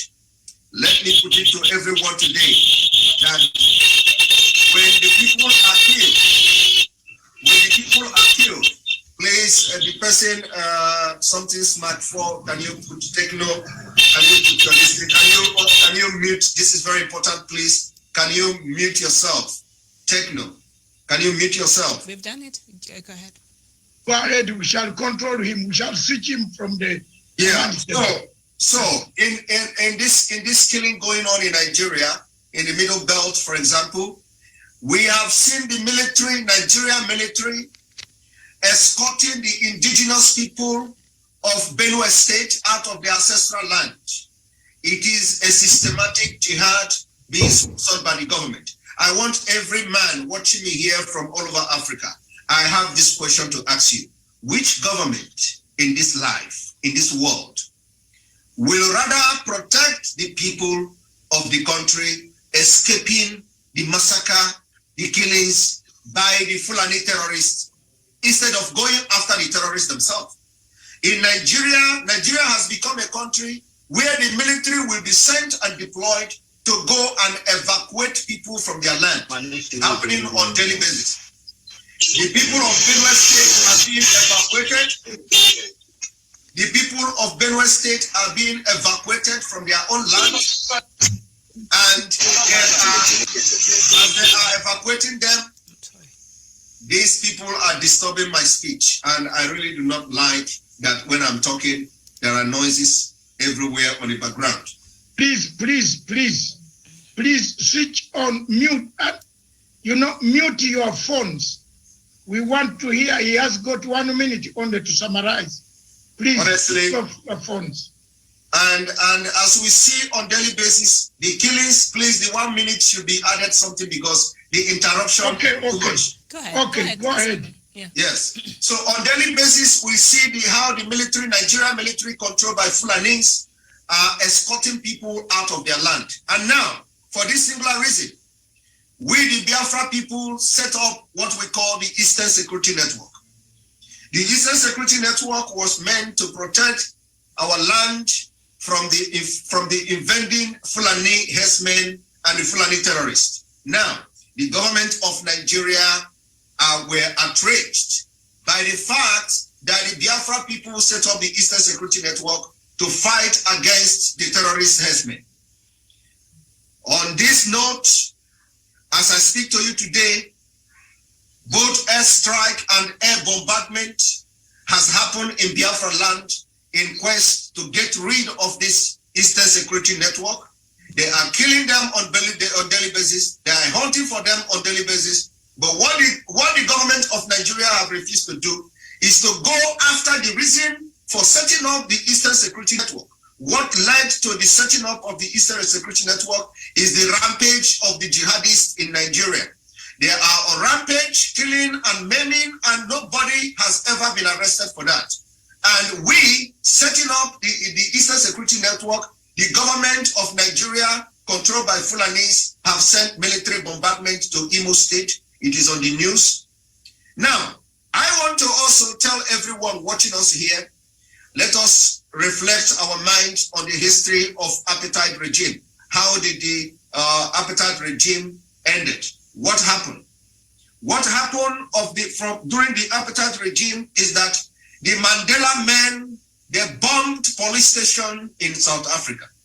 Police station were bombed. Those in control of the apartheid government were attacked. Their cars, their houses were bombed. And for those of you who do not know this history, even the Nelson Mandela you celebrate today were on the watch list, on terror watch list of the United States of America until 2008. They removed him from the watch list just in 2008, if I'm not mistaken, until 2008, yes. From the Time magazine, the United States of America, because of the way Mandela fought the people, because of the way Mandela fought the apartheid regime, he was listed in terror watch list in the United States of America until 2008. What is happening in Biafra land today is not different. As Mandela was listed on the watch list, African leaders were celebrating Mandela because Mandela was fighting against apartheid white regime. What we have decided to do is to make sure that those who are on the ground, we are going to be lecturing them, we are going to be creating awareness, telling them their problems, and what they do after listening to us is so completely the decision of the people who are on ground. Today, we are witnessing several attacks in Nigeria, especially in Biafra land, being orchestrated by unknown gunmen. Those unknown gunmen are people's children. Those unknown gunmen are those who Nigeria government have made fatherless. Those unknown gunmen and the people that Nigeria government has used the Fulanis to kill and rape their mothers. And today they are rising up in arms. They are now sophisticated and burning down police station, burning down facilities belonging to the government. And this is exactly what happened in South Africa, how the apartheid regime of South Africa ended. A lot of people don't know this. If you, the African leaders today, or during the time of the apartheid regime, can support Nelson Mandela to burn down police stations, facilities in South Africa against apartheid regime, If you supported Nelson Mandela to burn cars, houses, attack government facilities in quest to end the apartheid regime, you also have to support whatever activities you see going on in Biafra land today in quest to free ourselves from the terrorist government of Nigeria. I will be analyzing and bringing more facts and evidences on Sunday as I will be on this program. But the message I want to leave to the African leaders today, if you support apartheid regime, you have to also support the exit of Biafra. The exit of Biafra will solve Africa problem. I have made it very clear, and more detailed analysis will be given to why the exit of Biafra from Nigeria will solve this problem. And not only that, just in the few seconds I will be rounding up. Not only that, I want everybody to think about how a government you have in Nigeria will be sitting and watching its people being killed, and they are only attacking those who have armed themselves to defend their land. This is something that every African leader must rise up to. Biafra has come. We are going to fight until last man standing. Few days ago, the president of Nigeria has declared war against us. He said we are going to he's going to talk to us in a language we will understand. What language is the president talking about? The president is talking about a language of guns, barrels of guns, ammunition, and bombs. It is happening already in Biafra land. We are also going to speak to Nigeria government in the language they are going to understand. And that language we have started already. Thank you very much. Thank you very much, Simon. That speaking is peaceful. And I have been in the struggle for a long time, Simon. Leave that one silent. Leave it silent. I know. I know why I'm guiding you. You are my younger man coming up. I want to tell you, I'll talk to you on the phone to leave it silent so that the message has come. We have got the message. All of you on the panel, you have the message. Leave it there. And you know why I like your message a bit is that it's going today. Kenya is a member of Saharan Africa Council. The message that you are giving now is that there is trouble in Nigeria. The president is threatening people that will deal with them the style of 1967. Call it that way. Let the people know, because he was on the side that actually finished most of you. We know the history. So thank you very much for that. And I will tell you some tricks on how we can go about without too much of, you have now found a partner. Don't worry about that. Thank you very much, viewers. Now I come to my second. Miriam, if you can remind me, who was the second to speak? Was me. Was Professor. Professor, please. You can look at our time. Thank you so much. Going, Thank you so much. You just summarize in about 2 minutes. Yes, if you can listen to me in my presentation, I even... Thank you, Simon. Thank you. Thank you very much. Thank you very much. I will speak to you, Simon. Thank you. Your message makes me very emotional. I know what is going on, and I document it every day. All right. So thank you. Professor, go ahead. Thank you. Thank you, Dr. Masanga. I'm saying that this summit was timely. We have vented our anger, our frustrations, our feelings. And I want to assure that the brothers of Biafra from Nigeria, you are not alone. I always am also in the struggle for the Sahrawi people. I will not forget you. And let me just have this to say that it will be well. It's a matter of time. It will be well. Nothing should be discussed about you without you. You must be on the agenda. And when it comes to self-determination, nobody can stop you because you want it. They don't want you want it. No matter how many years it takes, you will get what you want. You will get your state. It is just a matter of time. I would only want to appeal that we only need to be very honest to each other. We have to be very objective. We have to be impartial. That's what Dr. Masanga was trying to say, that let us not do things which will harm people. Let us do things which will unite the people of Africa. Let us be very accurate on what we want. Let us try to be very transparent. Let us try to ask for accountability and integrity from our leaders. If I die today and I go to meet the forefathers of the continent of Africa, I will be a very happy man to tell them that we have started a conversation.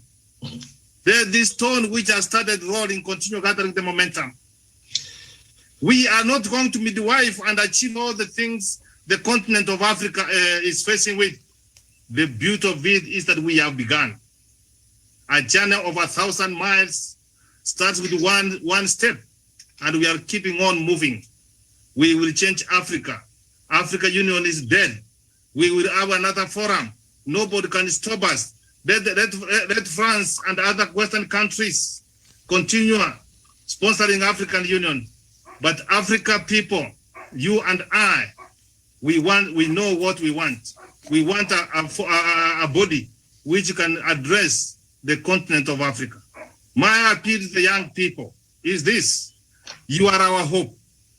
The people who brought the independence of the continent of Africa were not old men. They were there on their 20s, they were 30s. That's how they managed to send the colonists away. We have a lot of hope in the young people.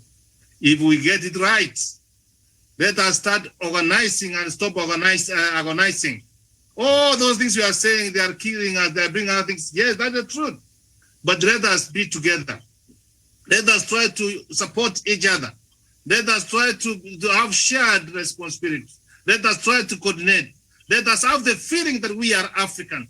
Let us have Pan-African. Those of you who have got an opportunity of staying outside the continent of Africa, speak to us, call us, send resources to the continent of Africa. You are our source of inspiration.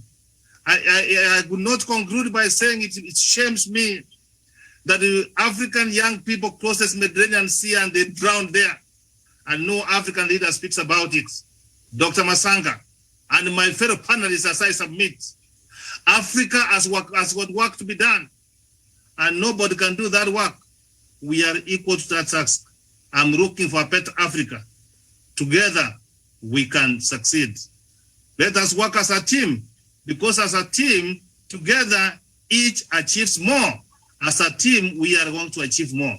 Biafra will get its independence, the Barcelona people will get their independence. We are not doing their monkey business, my brothers and sisters who are here. Dr. Masanga, may God give you the grace and the wisdom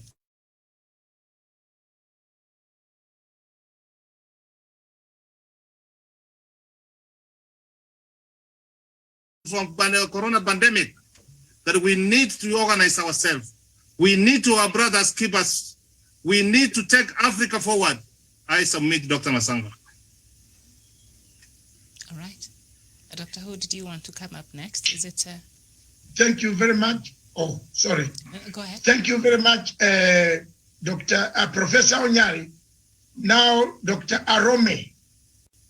No, before Dr. Arome, Mtinta Masowe, then Dr. Arome, then finally, the Ambassador Maina. Gani Maina, then I will conclude so that I can seal Maina's reports. All right. I'm honest, because if you allow him, he will go through it. Thank you, Muntinta Masowe. Then Dr. Arome Salif. Thank you very much. I thank everyone for coming, and mostly to the doctor for organizing this important platform.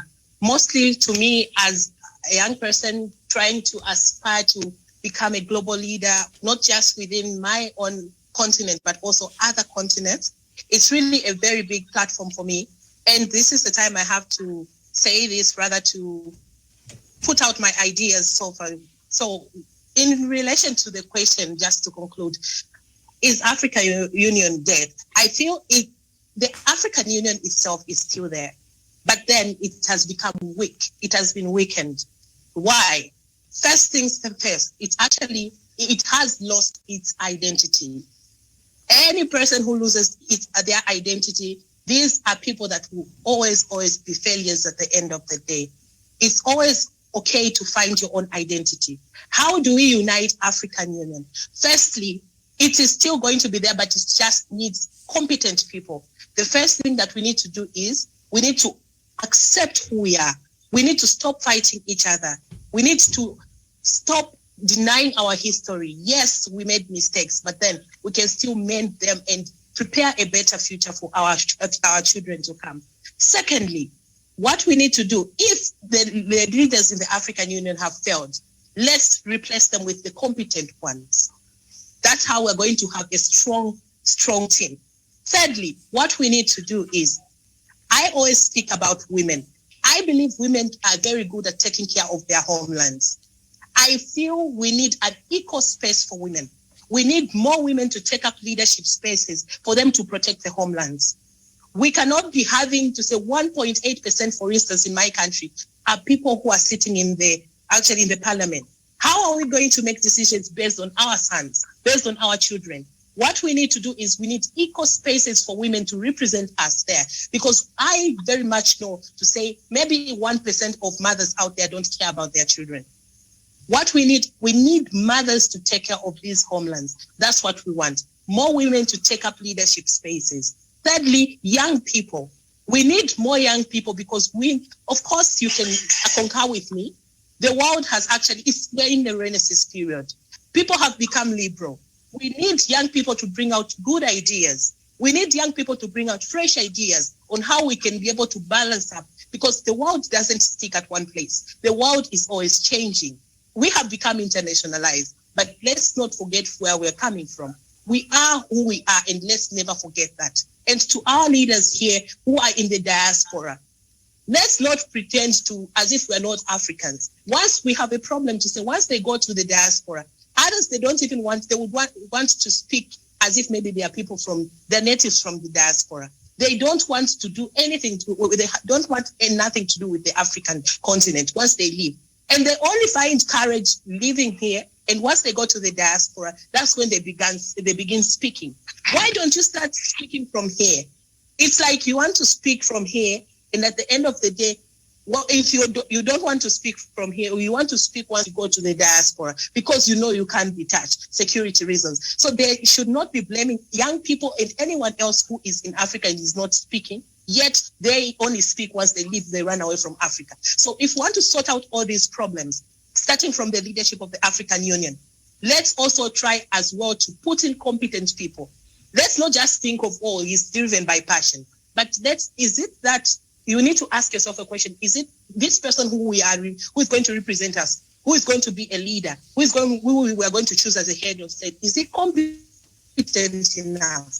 Is he able to take care of his own home first before taking up responsibility of taking care of the nation? What we need are competent leaders. And let's not be tribalistic. Let's not be judge people because of the race, whatever. Let's put in competent people, because we are running out of time. For me, I wouldn't want to be that person who's going to be blamed by my future generation. I began my leadership space, like taking up leadership space, the time I was just 17. So if I can do it, everyone else can do it. Mindset is the thing we need to work on. Otherwise, we'll just be like the Roman Empire. Thank you. Which lead that way. Thank you so much. Thank you very much. The Roman Empire of Emperor Nero. Mutinta, you remind me, Emperor Nero. I read it in and out. So, to be fair to ladies, Jocelyn, you have been consistent. And let's have another, let's hear your summary. All right. Jocelyn, thank you, you Dr. have only 2 minutes. All right, great. I am stealing minutes from myself. Thank you, Dr. David, for the opportunity, for the platform as well, to and for helping us, tell our story out there, which has been hidden for so long. I honestly agree with what the lady said, and also what Simon has been saying. For Africa to be free, we need to start from the grassroots. We need to actually go back to the drawing board. You understand? We've got what it takes to make a great Africa. We've got all it takes to make a great Africa, whereby the whole nation, other Western world, will actually look into Africa and say, yes, we did what we were supposed to do. But for the fact that we are still believing and depending on the white people to solve our problem, is still it still boils down to us going to, remaining as a slave in their hands. So please, what I want to say now is, if those in the UK can actually, because we have issues with the white people, which is like the British, holding us down. They have hands in what is going on in Africa, in Nigeria, and in those places they've colonized. Their hands are still in it. So if those ones in the UK can actually organize and then go on a protest in the 10 Downing Street, let them hear their voice, not just going to their embassies only to protest, but go down to the head office where this thing is being, where they have everything being mapped out. Let them go there. Let this protest take place, and then maybe they will be forced to show the anger or the suffering of the people back home. They should go to number 10 Downing Street. I heard there's a protest being planned that will be going on, that will take place on the 12th of this month, June. So if they can organize it, go down to the 10 Downing Street. Let them know that, yes, Africans are tired of what they are doing in our land. Then the whole world will be able to see it. Mm-hmm. Right now, everything that is happening to Africa is being covered. They don't want to show it. So, and also for Africa to be free, they need to support, they need to give us the referendum we are asking. Give us the referendum. Let people vote and say, okay, do we want to remain in Nigeria, or you want to become a new nation in Biafra? Let that option be thrown onto the table. Let people go with that. Give us the referendum. Nobody is asking for war in Nigeria. Nobody wants anybody dead. All we are asking is the referendum. Give us the referendum. Let people determine and decide where they want to belong to.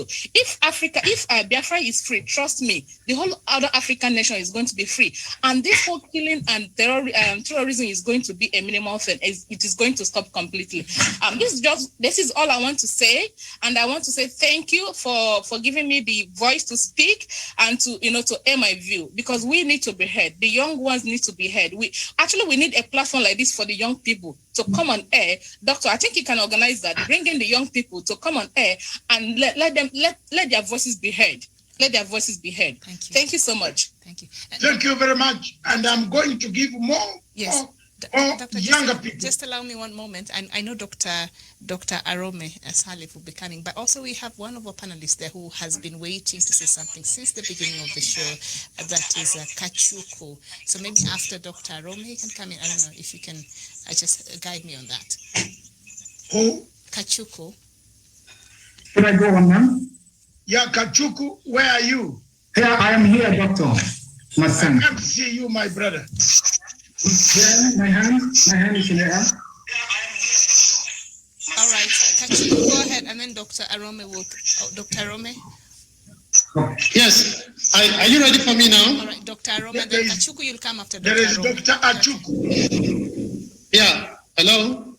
Go ahead, Dr. Arome. Okay. Sorry. Once again, good morning, everyone. I've listened to all the contributors, and truly it has been quite insightful listening to, all the contributions. I think we share so much in common as a people, and we have the same, concerns. Looking introspectively, in retrospect, we certainly have a lot to look at, a lot to learn, a lot to be inspired, with. But first and foremost, I would like to begin by thanking the organizers for putting this together. It's not just timely, it's long overdue. Africa needs a platform through which her citizens could ventilate their minds, their opinions, their positions, their ideas, and through this cross-fertilization of ideas, we could move the continent forward collectively. Having said this, the topic, on the table, or one of the topics on the table is if African Union is dead. African Union is a baby of necessity that have been managed, bettered and managed or raised by a bad mother. Bad mother, in this instance, the leadership, of the African Union. Of course, collectively, the leadership of the continent. So the first thing that you want to ask, if you have, a bad mother, would be, who is the husband? The husband, in this instance, are the citizens, the African people that recruit, their leaders, and these leaders, in turn, provide leadership, at the African Union level.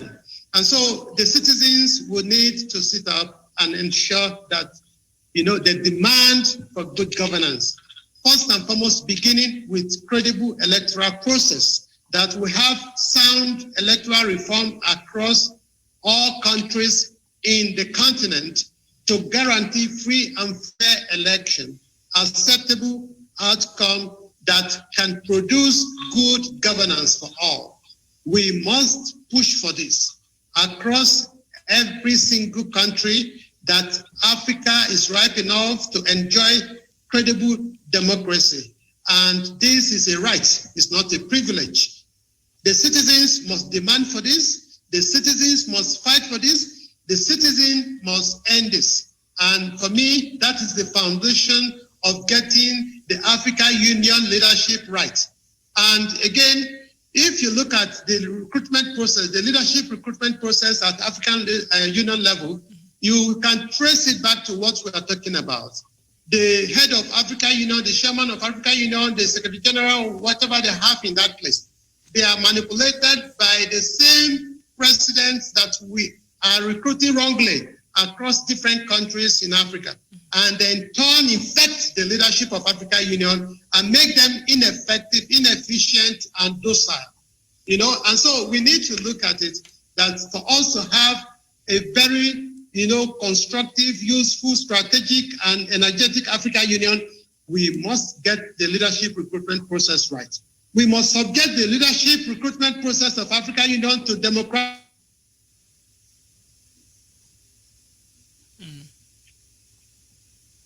We seem to have suffered a bit of a technical hitch there from Dr. Arome, who was making very cardinal key points there on what is wrong with the African Union. In a quest to answer the question that we posed today, is African Union dead? Okay. Can you hear me, Doctor? All right. I hear you now. Dr. Arome, we seem to have lost him. Dr. Arome seemed to have been interrupted by the French. So they don't want him to make his point. But could we have African Union has got him off. I'm here, Michelle. All right, thank go you ahead. Very much. Thank you, Dr. Masanga, too, for this beautiful opportunity. And to all the speakers, I believe we are all here because we are stakeholders in Africa and because we want something good to happen. So I thank you all for coming. And we need a very big platform like CNN. The media has a lot to do in bringing Africa together. And we have always arrived at this point where people say, what can we do? What shall we do? Well, one thing we can all do, we must agree to this if we are truthful to ourselves, is giving Biafra a chance. Let us use it, let us say, as a kind of experiment. Let us try. Let everybody support Biafra. Let's go back to where we are, how we were, before anybody came to meddle up with what we had. This is my point. And I pray, too, that your punchline, Dr. Masanga, will grow very great, very large, and to be so powerful enough to have a voice like CNN and the rest of them, so that Africa can have a voice, at least in you and with you, without meddling in your affairs, without somebody controlling you with cash or any other thing. We pray that you be totally independent and conscientiously so. God bless you all. Oh, thank you. All right. Sorry, my network went off at the point. Yeah, but I don't know if I can. 1 minute, Dr. Arome. All right, thank you. Yes. All right. Thank you so much. So I want to make this submission, and I think it's critical. I appreciate the struggle of my brothers and sisters in the southeastern part of the country, and we stand them in this struggle, the injustices and the unfair treatment, political, marginalization. All of these are regrettable, unacceptable, and we would fight along with them as long as the struggle is peaceful, as long as the struggle is cordial, as long as the struggle guarantees the safety and security of all citizens, including the southeastern citizens, because right now the fight in the zone does not guarantee the safety and security of the citizens of the southeastern part of the country. And I don't think that is fair, as a strategy. Now, there are a lot of constructive means to guarantee and ensure that the issues necessitating the agitation are properly and promptly addressed. For example, we are talking of restructuring as a country, and I think a lot of the key actors and many opinion leaders are agitating for reversal back to 1963 Constitution. And I think that is all back to as a country to get it right, because you cannot build something on nothing. We need to revisit the structural framework of the country. Once we get it right from that point, every other part of the country will get it right. I can tell you for free, I'm from Kogi State. I'm from a particular ethnic group called the Igalas. We don't have a governor. We don't have a minister. And yet it's the 9th most populous ethnic group in the country. Now, that is huge marginalization, if you ask me. But I would rather want to have a country where you are not judged or, participating in the country on the basis of your ethnicity, but on the basis of your citizenship as an individual, as a group. That way, we would continue to see ourselves as one. We will continue to see ourselves as having common issues, common challenges, and how to provide common solutions to these issues. Now, I will tell you for free that even if you have Biafra today, it does not guarantee that there will suddenly be heaven in that area or in that part of the country. You still have the same or similar issues that you are fighting for today in that same country. We used to have South Sudan, having to come up for South Sudan as a country, but that never guaranteed peace in South Sudan. We need to learn from history that it's not about having your own country that guarantees development of your people. It's about having to engage constructively to find solutions to the issues at hand. And that is exactly the pathway to sustainable peace and progress. Now, if again you reflect on how we got to this point and the impact the current situation has brought to all of us, you will learn that indeed our leaders in history, our leaders in the past have failed, majorly in providing leadership for Africa. That is why in Nigeria today we are where we are. Our leaders failed in several opportunities they had to provide leadership at all levels. And that is why we are still fighting for what we are not supposed to fight for naturally. US today, they have their own issues. Britain, they have their own issues. Germany have their issues. Every part of this world have their peculiar political issues to contend with. We have ours, but we must look at how to address ours in a very,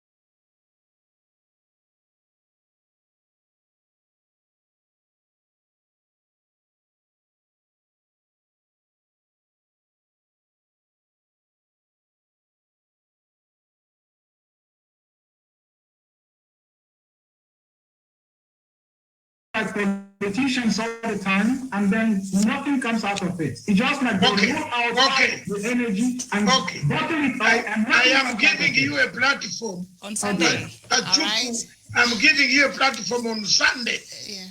Doctor, don't forget to come on that. Okay. Thank you very much, ladies and gentlemen. Ambassador. Time is flying against us. I think we have Kusewe. Is it Kusewe? Yes. Kusewe is always very precise. 1 minute. Kusewa. Edward. Mr. Edward Kusewa. 1 minute. He's always precise. Thank you very much, colleagues. And that has been made possible by such platforms as the ones we have. Let us continue being positive. Let us remove the negativity, and let us see how this profile can be built for a prosperous Africa. Viva! Okay. Thank you. I like you, Kusewe, for being accurate. Viva Africa! Viva Africa! Lastly, let me come back to N'Djamena, the capital city of Chad. The man himself, Ambassador Ghana, Minor. From the chat, you have not been popular today. Merci beaucoup, Mr. Chamatanga. Merci beaucoup. Je dois parler en français, but let me go back to English because some of the words you cannot understand them well. Oh and God. I know you don't like French. Now, you see, words are sweet. Because I don't eat very frogs. It's okay. Words are very sweet, but they will never replace You have eaten a lot of frogs. All right. Dr. Masanga, words are very sweet, but they will fire. You see, words are very sweet, but they will never replace food.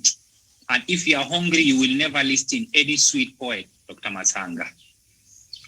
You see, our mindset in Africa, we have to agree first, we come from different cultural background, we have different education, we come from different religion, and we come from different environment. As you, Dr. Masanga, you are saying sometimes even the food we are eating is giving us a different behavior in Africa here. If we did not agree to come together to accommodate ourselves, we are not going nowhere. We will have 1 million conference, Pan-African. We will come back to blame. There will be a time even we are blaming God. God, you are not the good one. We will blame. Why? Because we did not agree first our map. How do we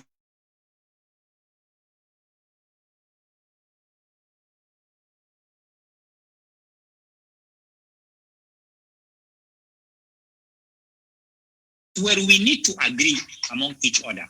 But if we have all the same view, we will never go nowhere. We are hypocrites. We all know even in Chad, we have Lamido. In Igbo land, we have Igwe. In Iguala land, we have Ata. If those three people, they are fake, mean the kingsmen are fake. And if the kingsmen are fake, mean we, the population, we are not honest. The Igbo people know. If the Igwe start to behaving funny, mean the kingsmen are wrong. Now we, the people, we are just talking. We know that history has been repeating itself, Dr. Matanga. When you see a leader of a community, mean he is the photocopy of the population, either we like it or not.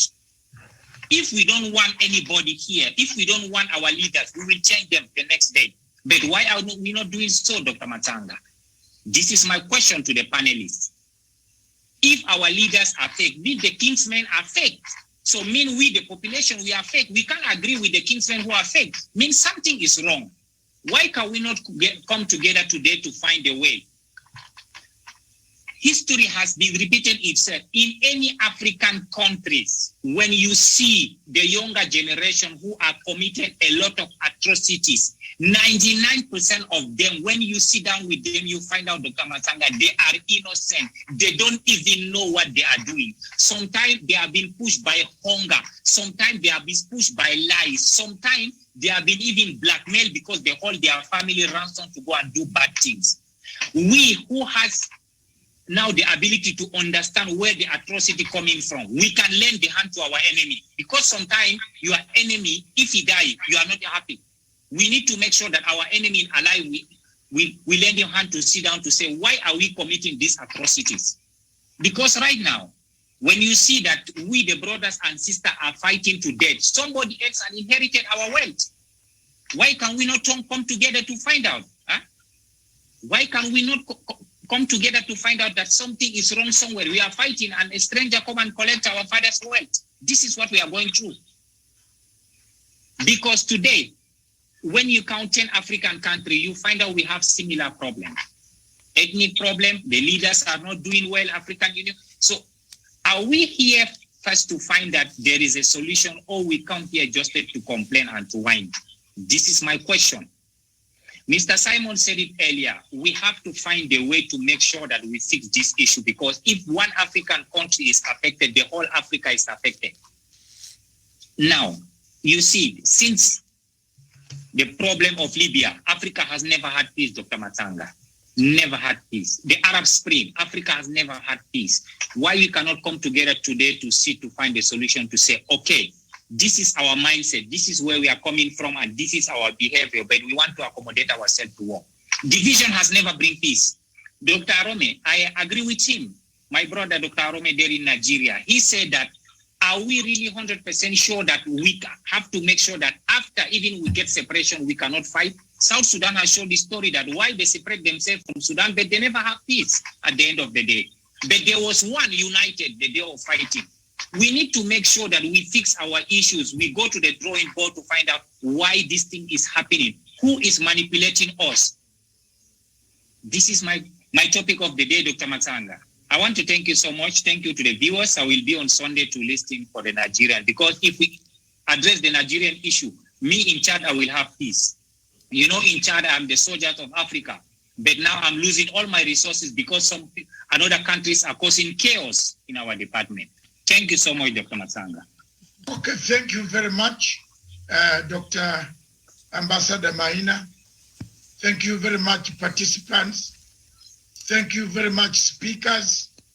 Thank you very much, onlookers.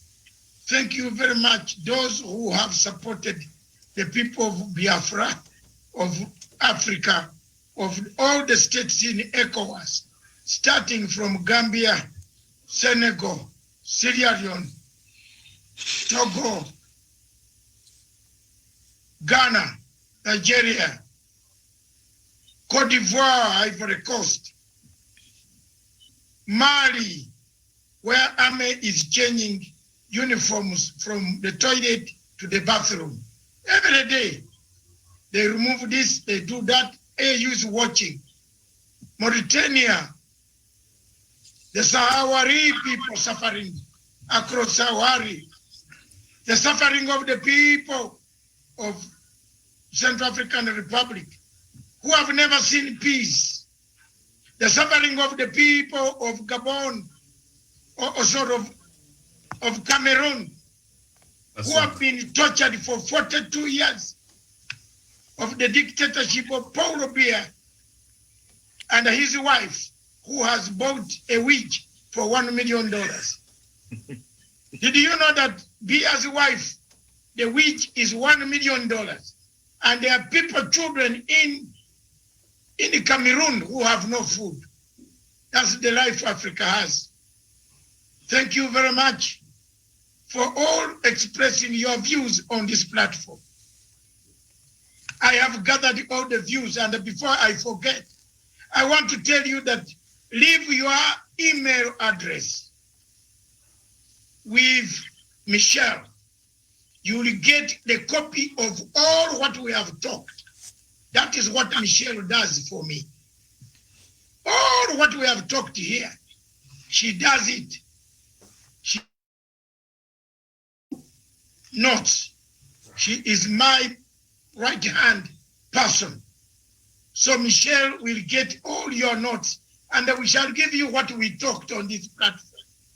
Don't think it is a shouting a mess. The reverends, the fathers, the Dr. Arome. We also want to invite Nigerian diplomats, wherever you are. We don't care facing you face to face. Come on the television and face the people. All these people who are talking. are very, very good people. They are good Nigerians. They are good Biafrans. They are good Cadians. They are good Libyans. But they want to speak their mind. And I will give them the platform. I will not be threatened, cowed down by Buhari, telling people that he will show them the language. You think we don't also know the language? We know the language even now, also like you. You went to Sandhurst. Some of us also went to those same schools. So don't worry. Come slowly, Mr. Buhari. That I got out of here is Biafrans want a referendum. That's all. They want a referendum. Give them a referendum. And you can, yes, give them a referendum. And leave them to decide. The marriage is not working. And the marriage will not work. Give them a referendum. And you can stagger when you can finally do the British and the European Union system. When do you want to leave? When do you want to give them freedom? But first, give them a referendum to decide whether they want to be married by you or be in your marriage or in your house or not. To me, I think I've found 99%. And I want to be very honest here. There is no 99% and a half of Biafrans want to leave the house. They want to leave Nigeria. And General Babangida said, let's start rearranging Nigeria before Nigeria rearranges itself. Oga, before Nigeria rearranges itself. Because for me, political scientists, I see Nigeria planning to rearrange for itself. A call for referendum is not a call for war. Don't threaten people. People are saying, you are only 4 million people. You are ruling 80 million people. You are driving on their back. You are beating their youth. You are defiling them. You are butchering them. You are slaughtering them. Why don't you give them one right? Go and have your freedom elsewhere. And you can start sharing what you have. But now, Nigeria with a rotten, you see, I agree with Maina for the first time. Somewhere, Maina said, the problem of West Africa and North Africa was Libya. The collapse of Libya opened up the entire region into chaos. That is true. But the question of Nigeria, of Biafra, has been there for a long time, unsolved. And we have been counting on it. It is becoming a time bomb. A population of 80 million people in a house of 120. You can see where the problem is. In a house of 200 million people, 80 million are from Biafra. What will you do to them when the population explodes? Will you kill all of them? The world will be on your doorsteps.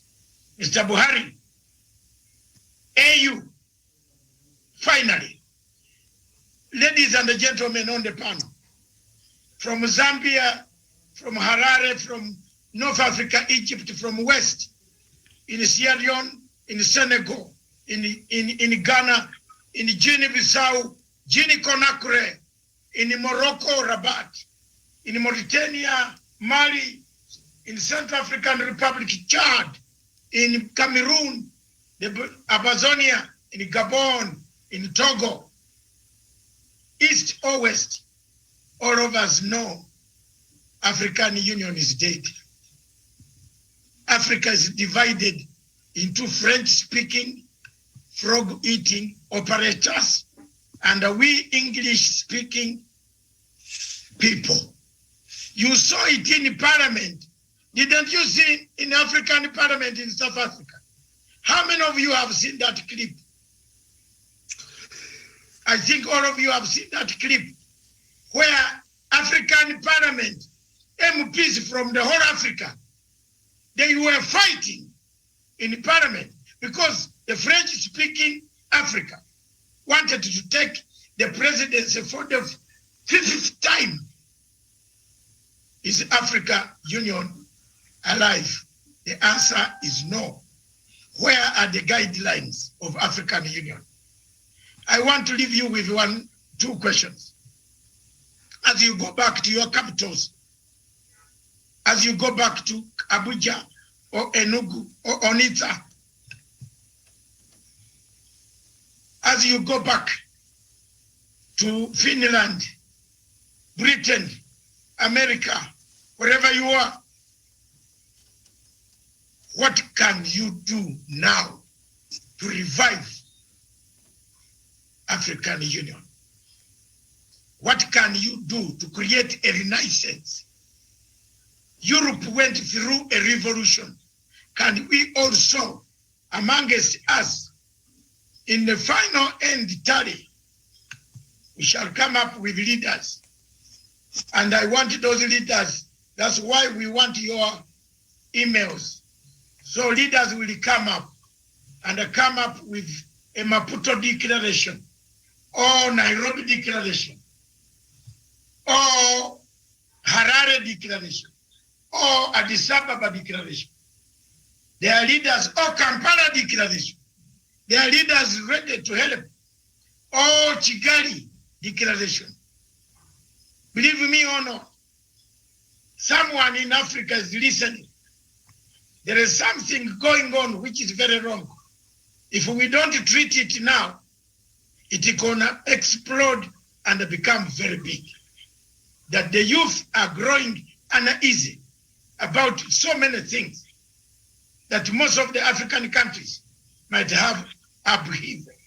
If we don't solve it now, then we are to blame.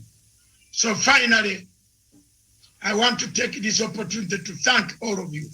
From Maina.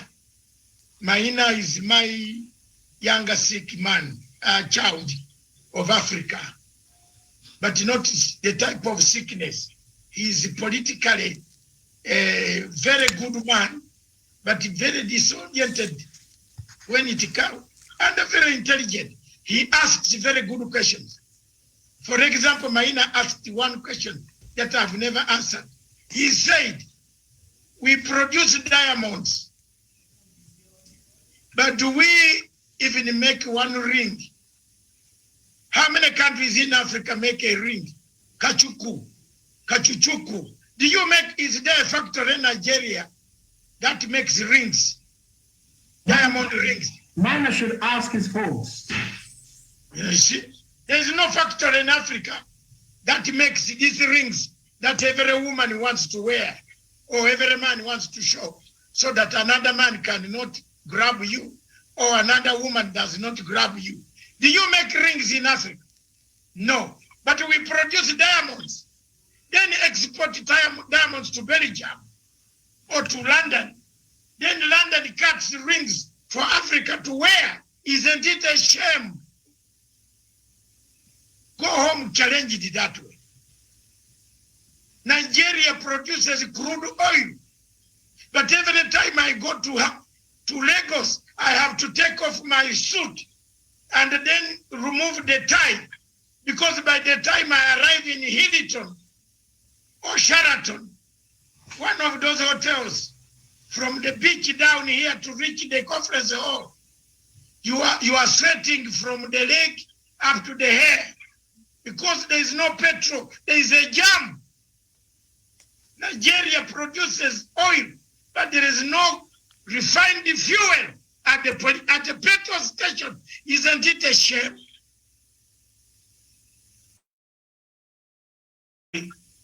and the wife. You know, he has a lot of wives. I don't know which one is which. The other time, someone was trying to help him. Yeah, one of them has banked money in New York, $2.5 billion.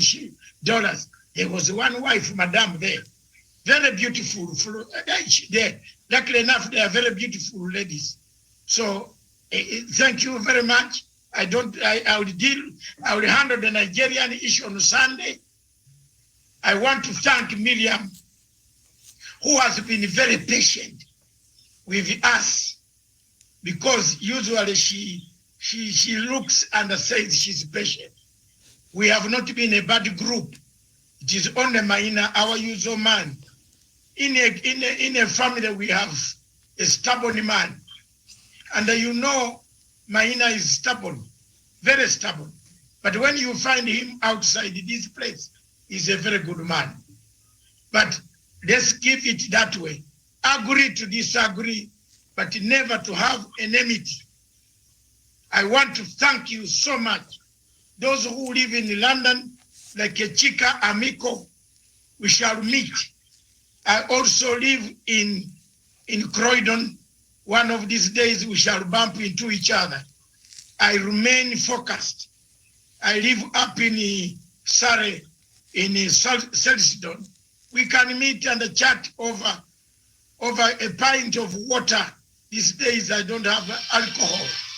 So I thank you so much. I thank you so much. I thank all the ladies. I thank all of you, Doctor, all of you.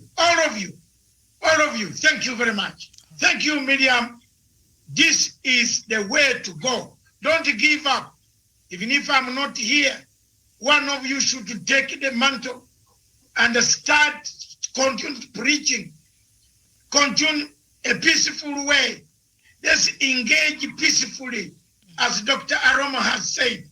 Don't engage badly. Engage peacefully. Let's tell Buhari we want a referendum. We are not wanting a war. Buhari wants to take us to a war, but we shall not go there. Let's make our case in African Union, UN, EU, Commonwealth. It is going to be in Kigali. I am going to arrive in Kigali to confront Mr. Buhari. Kigali, Rwanda, I'm coming. And you know you can't stop me.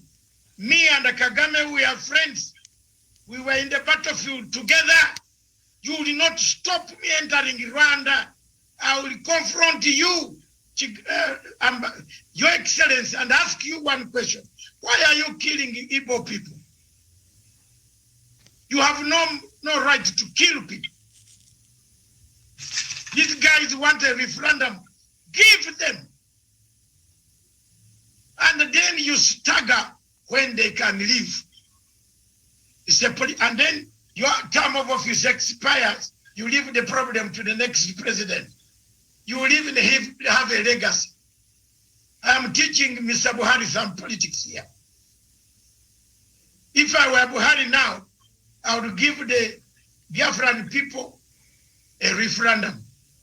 Then stagger it to get results and give them results in 2027 for them to leave when you have arranged everything. You will leave a name, but at the moment I don't think Buhari is going to leave a name.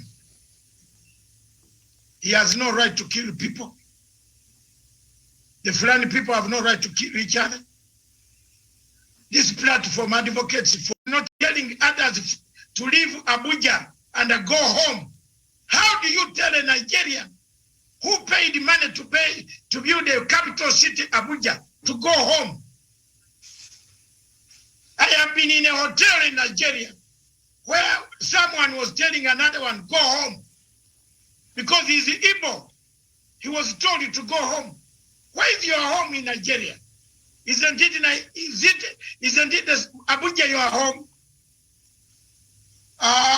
No. Thank you very much, Miriam. All right. Thank you, Africa. Thank you very much, all of you again.